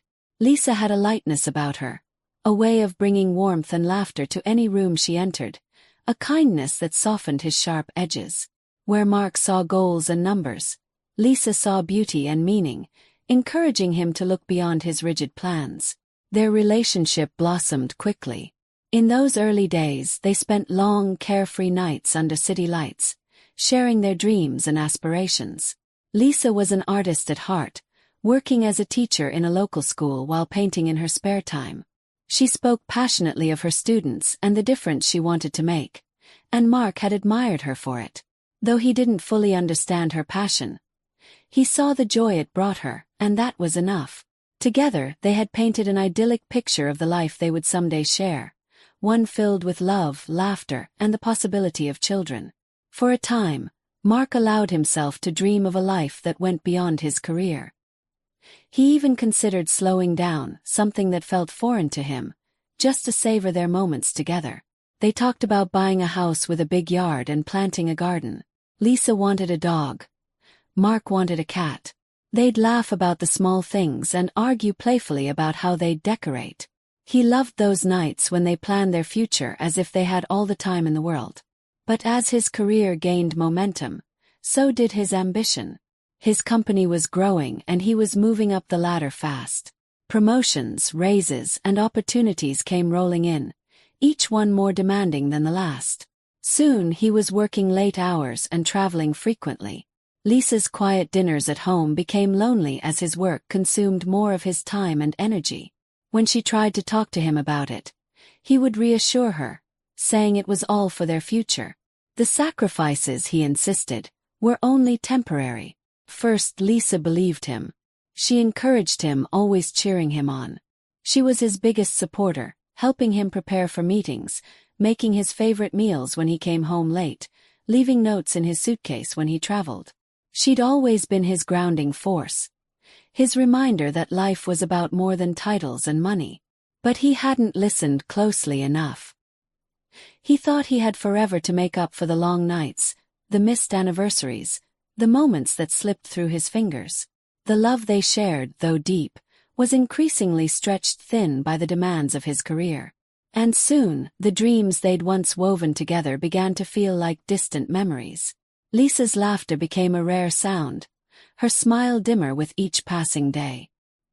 He noticed the changes, but instead of addressing them, he buried himself deeper in work, chasing the success he believed would bring them both happiness in the end. In his mind, he had convinced himself that she understood, that she shared his vision of success, that she'd wait until he could finally give her the life he promised. But looking back now, he realized that while he had been running toward his future, she had been left behind, holding on to a love that he'd thought would endure any distance. Mark closed his eyes, the cafe fading around him as he let himself linger in the memory of those days when love had felt limitless and unbreakable. The cracks in their relationship began as small, nearly imperceptible shifts. Lisa would wait up for Mark, her dinner growing cold as the hours ticked by, and he'd come home exhausted, too tired to notice her disappointment. Gradually, those quiet dinners turned into nights where she ate alone, falling asleep before he ever walked through the door. She tried to tell him how she felt, but he'd brush her concerns aside, saying it was all part of building a better future.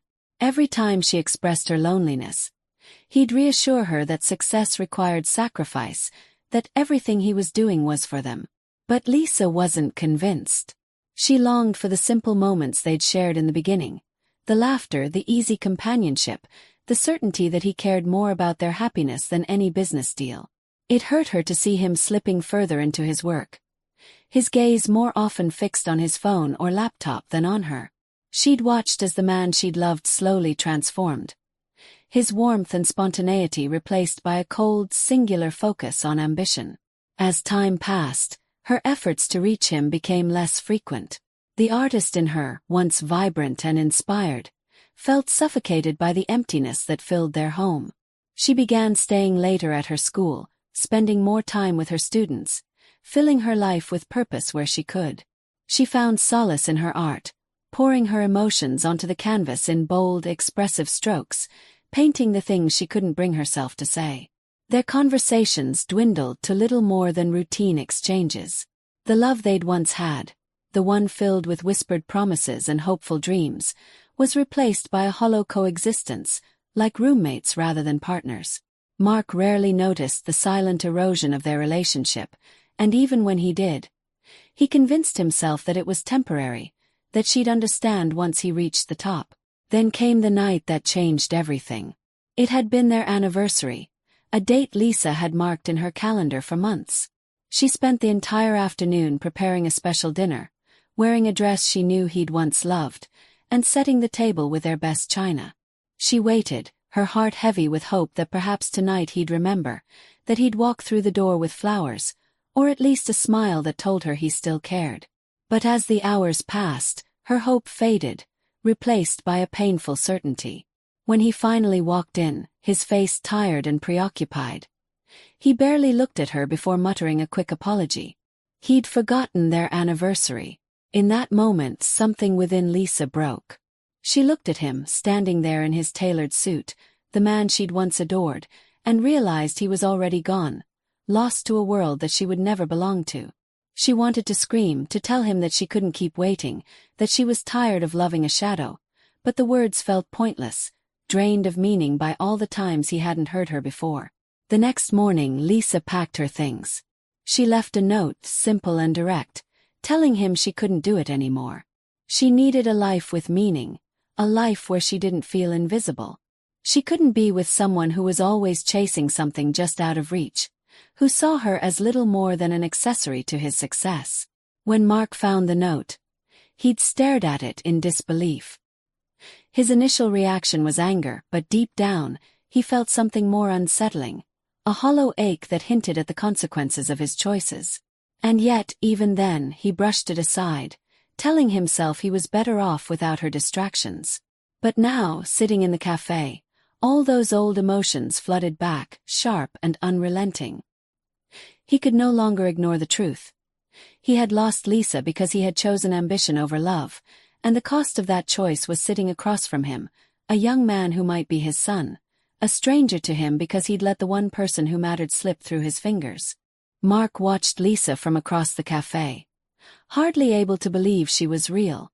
The years had added a quiet elegance to her, an aura of calm and assurance that he didn't remember from their past. She looked different in ways he couldn't pinpoint. Her posture more upright, her movements more deliberate. Gone was the young, hopeful girl who had once believed in him unconditionally, who had trusted him with her dreams and her heart. In her place was a woman who seemed entirely self-possessed, as if she had long ago stopped seeking approval or reassurance from anyone. He found himself captivated, unable to look away. Every subtle gesture, every shift in her expression, seemed loaded with meaning, and he felt the weight of all the things he'd missed. For a moment, he tried to imagine what her life must have been like after he left it. How had she managed alone? He knew she'd moved on. It was clear from the way she carried herself. She seemed fulfilled, as if she'd found something deeper, something he still hadn't grasped. Mark noticed small details about her that he'd forgotten over the years. The way she tilted her head when she listened, the light that danced in her eyes when she smiled, the laugh lines around her mouth, the traces of age on her skin. They only seemed to enhance her beauty. She was no longer the young woman he'd known, but she was somehow more than that, as though time had distilled her into a clearer, more resilient version of herself. As he continued to watch her, he couldn't shake the feeling of loss creeping up on him. This was the woman he'd once dreamed of sharing a life with, the woman he'd envisioned by his side through every success, every triumph. In his mind, they were supposed to have grown old together, to have celebrated life's milestones with each other. But instead, he'd chased a different vision, one built on wealth and prestige, and in doing so, he'd abandoned a life that could have been filled with love and companionship. She didn't appear bitter or resentful, and for some reason that surprised him. He had expected, perhaps even hoped, that she'd be angry, that she'd harbor a trace of the hurt he'd left behind. But instead she seemed free, content in a way that made him realize just how shackled he still was to the material things he'd once thought mattered. Watching her now, he couldn't help but wonder if she'd found the happiness that had eluded him, the peace he'd sacrificed in his pursuit of success. A wave of emotions washed over him. Jealousy, admiration, even something that felt painfully close to envy. It was as if she had stepped into the life they'd once dreamed of, but without him, and she'd built it into something rich and meaningful, something that went far beyond the wealth he'd amassed. His success felt hollow in comparison, stripped of the significance he'd once assigned to it. And that young man beside her. Mark couldn't shake the feeling that he was watching the family he'd lost. The family that, had he chosen differently, he might have shared. A sense of profound regret settled over him, bringing with it the realization that all his achievements, all his millions, couldn't fill the empty space left by the life he'd abandoned. She had moved on, that much was clear. She was no longer his Lisa. She had become her own person, untethered from his influence. And he, a stranger now, could only look on from afar, feeling as though he were watching a version of his life he would never know. Mark's gaze shifted to the young man sitting across from Lisa, who was now talking animatedly, his hands moving expressively as he spoke. The man was in his early 20s, with a lean build and a youthful energy that radiated confidence and ease. There was something unmistakably familiar about him, an intensity in his eyes, the way he leaned forward when he spoke, as if he were passionately invested in every word he said. It was like watching a younger version of himself, and that realization hit Mark with a force he hadn't anticipated. He tried to piece together the young man's story, wondering about the life he'd led, the life he might have shared with him, had things been different. Was this Lisa's son? Their son? The resemblance was undeniable, and Mark felt a surge of emotion, part pride, part sorrow. Here was a young man with so much potential, someone who might have inherited both his drive and Lisa's warmth, a combination that felt achingly bittersweet. He couldn't remember the last time he'd felt truly connected to someone, and in this young man, he saw a glimpse of a connection that had been taken from him. All those years he'd spent alone, thinking he was making the right sacrifices, climbing higher on the ladder of success. Only now he realized what he'd sacrificed in return. And here, right before his eyes, was a young man who seemed to embody everything he'd once valued but had ultimately forsaken: family, connection, and a sense of belonging. Mark's thoughts spiraled as he watched them. How much did this young man know about him, if anything? Had Lisa ever mentioned him? Did this young man even know he had a father who had once loved Lisa fiercely, who had dreamed of building a life with her before letting it all slip away? The questions gnawed at him, stirring up regrets he hadn't allowed himself to feel in years. And yet, beyond the regret, there was a deep, unexpected longing, to know him, to reach out and introduce himself, to tell him that he mattered. He could feel an unfamiliar ache in his chest, a vulnerability that frightened him.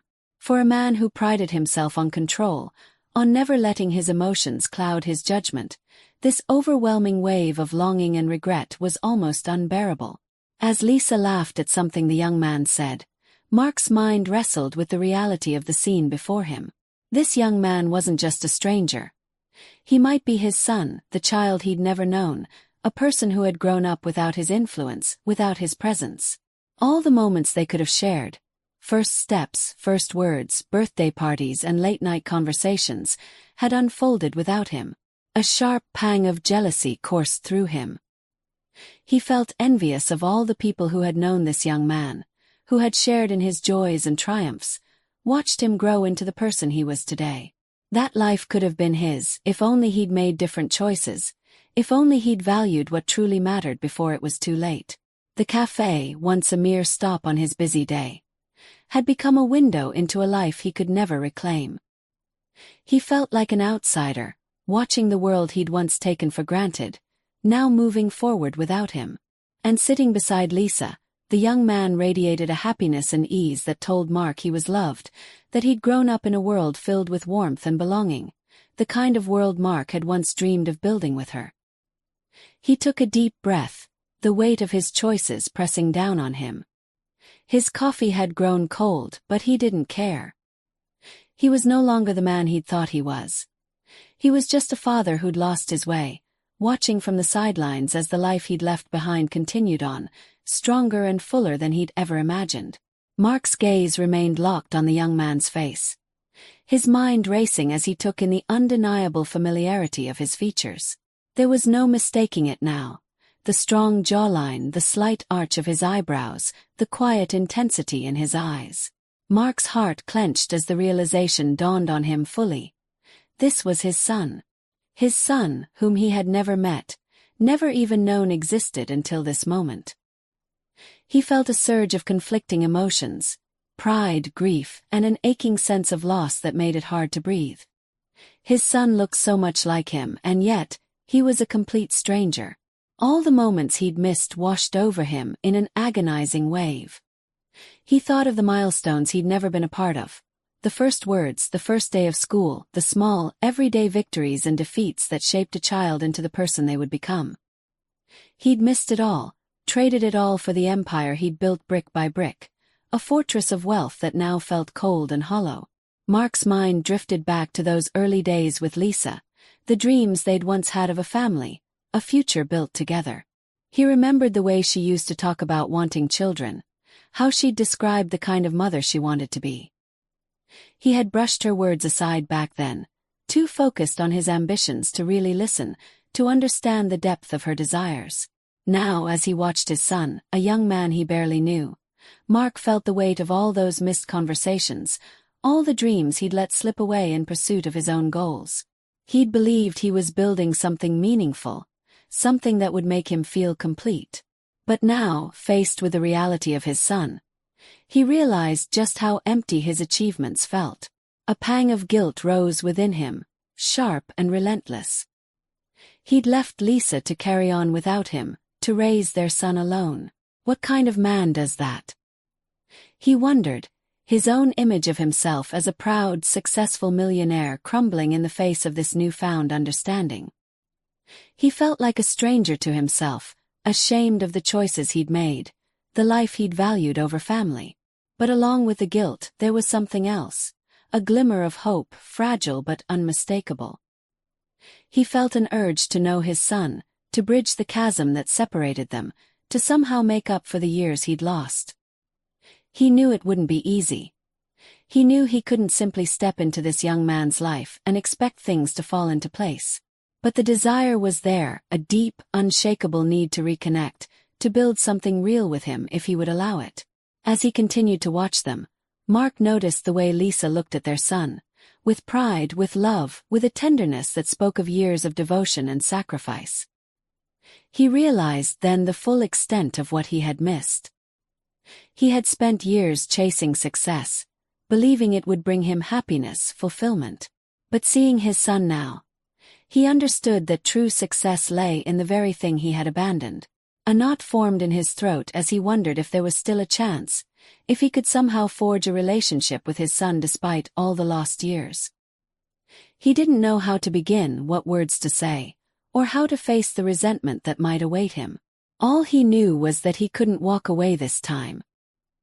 He couldn't leave without trying, without at least telling his son who he was, and why he hadn't been there. Mark braced himself, heart pounding, as he contemplated the steps he would take. For the first time in years, he felt fear. Fear of rejection, of facing the consequences of his choices, of stepping into a world he had chosen to abandon. As Mark sat there, a wave of guilt crashed over him, sharp and unrelenting, as he confronted the harsh reality of his choices. The wealth, the power, the luxury, all those things he'd spent a lifetime accumulating, now felt painfully insignificant compared to the bond he'd lost. The weight of his decisions settled heavily on his shoulders, and he felt as if he were seeing his life clearly for the first time. Every dollar he'd earned, every deal he'd closed, each step toward his meticulously crafted success felt empty when compared to the young man before him, the son he'd never known. It was a realization that sent a chill through him, an awareness that struck at the core of who he was. What he had considered triumphs were, in the harsh light of hindsight, hollow victories. And the price he'd paid for them was a life filled with empty achievements, leaving him estranged from the one thing that could have truly mattered. He remembered with painful clarity the times he'd chosen work over the possibility of family, the moments when he'd told himself he was too busy to worry about relationships. He'd silenced any misgivings, convincing himself that his success would be worth it in the end. But now, sitting alone, watching his son and his ex-wife share a quiet laugh, he felt the devastating truth. He had been wrong. Success hadn't filled the void, hadn't given him the sense of purpose or fulfillment he'd expected. It had only widened the chasm within him. Images flashed through his mind, moments he had missed, glimpses of the life he might have had. He imagined what it might have been like to hold his son for the first time, to see him grow, to teach him the things he'd learned. He pictured birthdays, holidays, simple afternoons spent together. Memories he'd never made, moments he'd lost forever.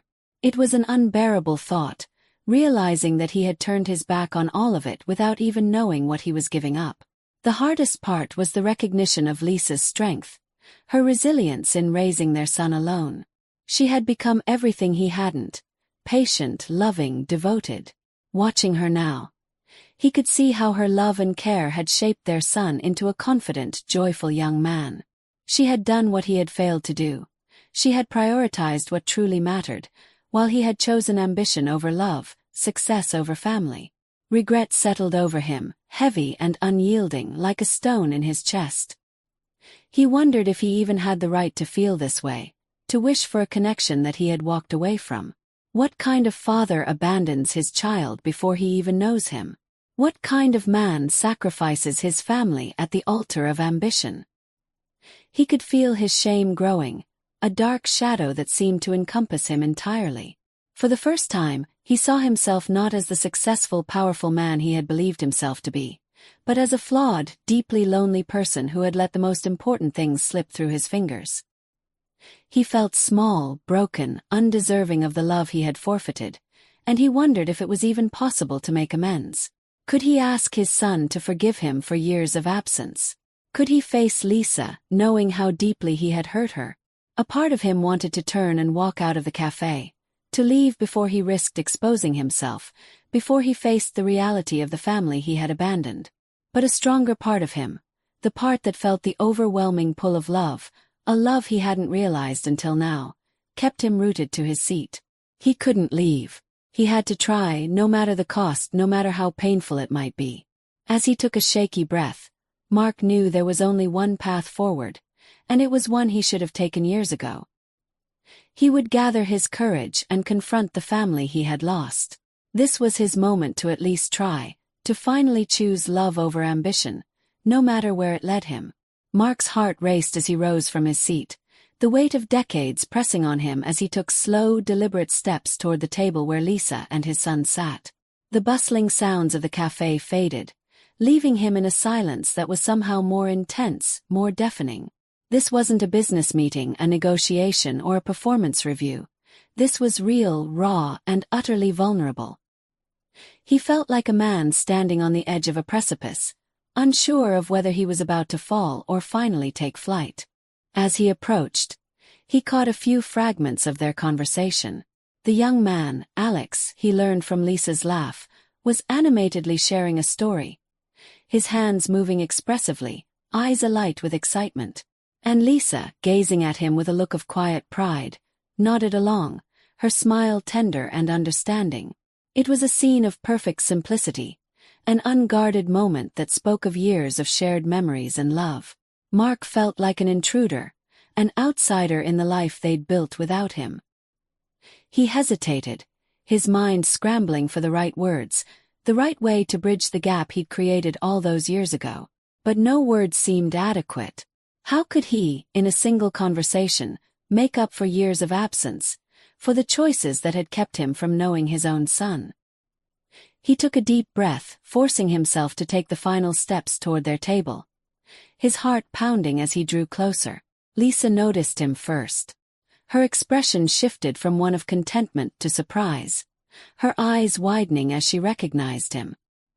He saw a flash of emotions pass across her face. Shock, confusion, perhaps even a hint of anger.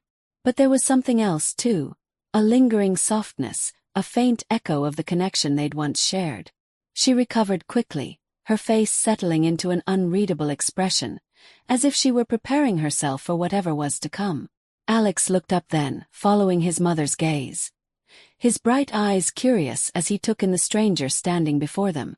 Mark could see the flicker of recognition in his son's face, as if something about him seemed familiar. It was a strange moment, the silence between them filled with a tension that neither Mark nor Alex fully understood. "Lisa," Mark managed, his voice quieter than he intended, weighted with the emotions he couldn't quite put into words. He struggled to keep his composure, the vulnerability raw and unfamiliar. "Hey, I didn't expect to see you here." Lisa's eyes remained steady, assessing him, and Mark could feel her holding back. He could tell she was searching for the right words, perhaps battling her own emotions. She looked from Mark to Alex and then back, her expression softening just slightly, as though she recognized the fragility of the moment. "This is unexpected," she said, her voice calm but with a hint of steel. "Mark, what are you doing here?" He cleared his throat, feeling exposed under her steady gaze. He glanced at Alex, who was watching him with a mixture of curiosity and caution, the faint lines of confusion on his young face. I didn't know I'd see you today," Mark admitted, his voice rough. He felt foolish for not having a better answer, but he pushed forward, realizing this might be the only chance he'd have. I saw you both and I wanted to come over to introduce myself." He looked directly at Alex, swallowing the emotions that threatened to choke him. "My name is Mark Kensington, and I believe I'm your father." The words hung in the air, a raw confession that left Alex's eyes wide with shock. Lisa's mouth slightly parted as she took a slow, deep breath. It was a moment suspended in time, fragile and heavy with the possibility of both forgiveness and rejection. For a long moment, the silence between them was absolute, filled only by the soft background hum of the cafe. Mark could see the surprise etched on Alex's face, his brows furrowing as he looked to Lisa for confirmation. Lisa, steady and calm as always, held her son's gaze, then turned to Mark with an expression that was both resigned and wary. "Alex," Lisa began softly, her voice as gentle as he remembered. This is Mark. He's the man I told you about." She paused, as if searching for the right words. "Your father." Alex blinked, his expression unreadable as he took in the revelation. Mark could see the flicker of emotions in his son's eyes. Curiosity, confusion, maybe even a hint of anger. Alex took a deep breath, crossing his arms as he finally looked back at Mark, sizing him up. "You're my father?" Alex asked, his tone a mixture of disbelief and guarded emotion. "I've gone my whole life without hearing from you. Why are you here now?" The question, simple yet devastating, hit Mark like a punch. He had expected it, prepared for it even, but the bluntness of it still left him grasping for a response. How could he begin to explain the years of silence, the choices that had led him down a different path? He could feel the weight of his own guilt, the regrets that had festered over decades, but he forced himself to meet his son's gaze, unwilling to look away. "Alex, I don't have an excuse," Mark began, his voice cracking slightly. "There's nothing I can say to justify why I wasn't there for you. I made choices I thought were important, but I can see now how wrong I was. I'm here because I saw you and I couldn't just walk away. I couldn't keep pretending I hadn't made a mistake." He glanced at Lisa, who was watching him with an expression that held both sadness and understanding. She nodded slightly, as if urging him to continue. Mark took a steadying breath, feeling the vulnerability of his words, knowing they might be too little too late. "I know this doesn't make up for anything," Mark continued, his voice thick with emotion. "I know I missed everything, and I'm sorry. I'm so sorry that I wasn't there for you, that I left Lisa to do this on her own. But I want to try if you'll let me. I want to know you, to be in your life. If you want me to." Alex's expression softened, though his posture remained guarded. He exchanged a glance with his mother, as though seeking her input, her reassurance. Lisa gave him a small, encouraging nod, her hand reaching across the table to give his a gentle squeeze. Mark felt his chest tighten as he watched the small exchange, the quiet intimacy between mother and son that he had never been a part of. He realized in that moment just how much Lisa had given to their son, the sacrifices she'd made to ensure he felt loved, secure and whole. Alex turned back to Mark, studying him with an intensity that made him feel exposed, vulnerable in a way he had never felt before. "I don't know you," Alex said slowly, his voice carrying a weight that belied his years. "But I do know how much my mom did for me. She's been there for everything. And part of me resents you for not being there. But he paused, glancing at his mother, who nodded gently. I think I'd like to get to know you, Alex said finally. His voice quiet but resolute. But it'll take time. And it has to be real. I don't want you to just show up and disappear. Mark's throat tightened with emotion. He nodded, his voice rough as he replied, I promise. I'll do whatever it takes. I know I can't erase the past, but I'll do everything I can to be here now. I won't let you down again. A flicker of understanding passed between them, tentative and fragile but real. And for the first time in years, Mark felt a glimmer of hope, a chance for redemption, a possibility to rebuild what he had lost, brick by careful brick. After their conversation, Mark left the cafe feeling like he'd shed the weight of years in a single afternoon. He strolled slowly through the streets, the bustling city around him fading as he reflected on all that had happened. A whirlwind of emotions churned within him. Relief, hope, but also a deep sadness for the time he had lost and could never regain. He realized that for all his achievements, the life he'd built had been one-dimensional, a world filled with material wealth but devoid of the true connections that made life meaningful. He thought of Lisa's face, her calm, patient expression as she had listened to him. She had every right to be angry, to shut him out, to tell him that he was too late, that the door had closed long ago. And yet she had allowed him a chance, not just with Alex but with her as well. Her forgiveness, however tentative, had been like a salve to the wounds he hadn't even known he carried. It had shown him a glimpse of the life he could have led if he'd chosen differently, if he had valued love and family as much as he had once valued his career. A pang of regret twisted in his chest as he wondered what it would have been like to build a family, to share the simple, unremarkable moments of everyday life. His son's milestones, first steps, scraped knees, late-night talks, each one a memory he would never have, a part of Alex's life he could never reclaim. But he could start now. He could begin to mend what was left, even if the process was slow and uncertain. For the first time, Mark let himself face the pain and loneliness he'd been ignoring, the consequences of having lived so far removed from what truly mattered. He saw the irony in his life, the paradox of having everything he thought he wanted, yet feeling emptier than ever before. He'd spent years convincing himself that success was the only thing that mattered, that love and family were distractions he could return to later. Now he understood how deeply wrong he had been. The mansion, the luxury cars, the high-rise office, they were shadows, hollow achievements compared to the love he had so carelessly abandoned. He took a seat on a nearby bench, staring out at the city skyline, his thoughts slowly coalescing into a kind of clarity he'd never experienced. His wealth could never buy back the lost years, nor could it repair the wounds he'd inflicted. But perhaps he could still build something new. Something grounded in humility, gratitude, and a genuine desire to be present in the lives of those he loved. He wanted to know his son, to be there for him, to support him in the ways he hadn't before. He wanted to share in Alex's dreams, to be someone his son could look up to, not as a distant figure of wealth, but as a father who cared deeply. Mark knew the journey ahead would be challenging, filled with moments of vulnerability he had once avoided. But he was willing to face those fears, to bear the pain of accountability if it meant he could build a real connection with Alex. His heart felt raw, open, but it was a feeling he welcomed. For the first time in years he felt alive, connected to something beyond himself. As he sat in the fading light of the city, he made a promise to himself. He would not let this chance slip away. He would become the father Alex deserved, the man he himself could be proud of.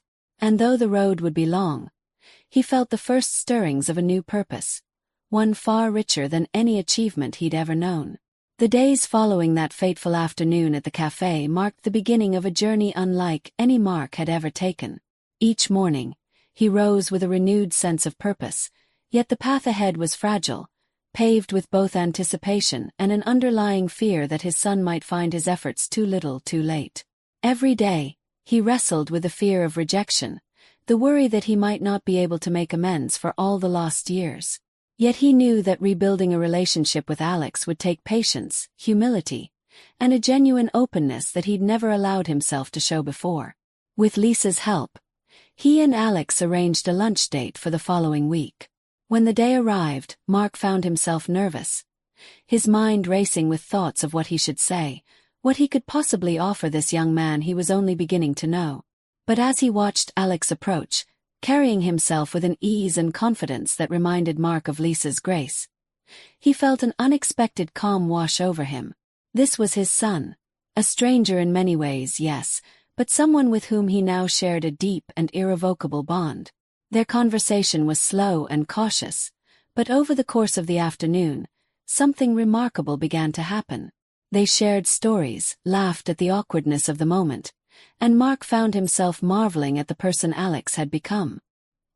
He listened intently as Alex spoke about his interests, his plans and his future, absorbing each detail with the reverence of someone granted a second chance. There was a bittersweetness in every word, every smile, but for the first time, Mark allowed himself to feel it fully without turning away. As their relationship grew, so did his connection with Lisa. She'd kept her distance at first, cautious, protective of the life she had built, and he couldn't blame her. But little by little, they began to find a new rhythm, a fragile but real friendship based on mutual respect and the love they both shared for their son. Mark came to understand that while he had been pursuing wealth and status, Lisa had been the true architect of their son's life, providing the warmth, stability, and support that Mark had once neglected. One evening, after dropping Alex off at his apartment, Mark found himself sitting in his car, contemplating all he'd experienced. He understood that there were things he couldn't change, memories he couldn't rewrite, but he felt a quiet hope stirring within him. Each moment spent with Alex, each conversation shared, was like a step toward redemption, a way to rebuild a bridge he had once carelessly burned. In time, Alex grew to trust him more, letting Mark into his life bit by bit. They shared dinners, caught movies, even took a weekend trip together, during which Mark saw glimpses of his younger self in Alex. Ambitious, driven, and full of dreams. But unlike Mark's younger self, Alex had something Mark had missed: a deep understanding of love, loyalty, and the importance of family. And Mark was grateful for that. Grateful that, despite his absence, Lisa had instilled these values in their son, creating a foundation that he could now build upon. Through it all, Mark realized that he was no longer striving to win back the family he'd lost, but rather to be worthy of the family that had allowed him back in. Redemption, he learned, wasn't something that could be achieved with grand gestures or sweeping apologies. It was found in the quiet, daily commitment to be present, to listen, to love with humility and grace. Years later, as he sat at a holiday gathering with Alex and Lisa, Mark felt a profound sense of peace. He'd come to understand that true wealth wasn't in his bank account or his portfolio, but in the laughter around him, the warmth of shared meals, the forgiveness that had allowed him back into this circle of love. Mark looked across the table at his son, who smiled back at him with a kindness he hadn't earned but was determined to repay. In that moment, he knew he'd been given the greatest gift of all: a second chance to love, to grow, and to finally be the man his family deserved.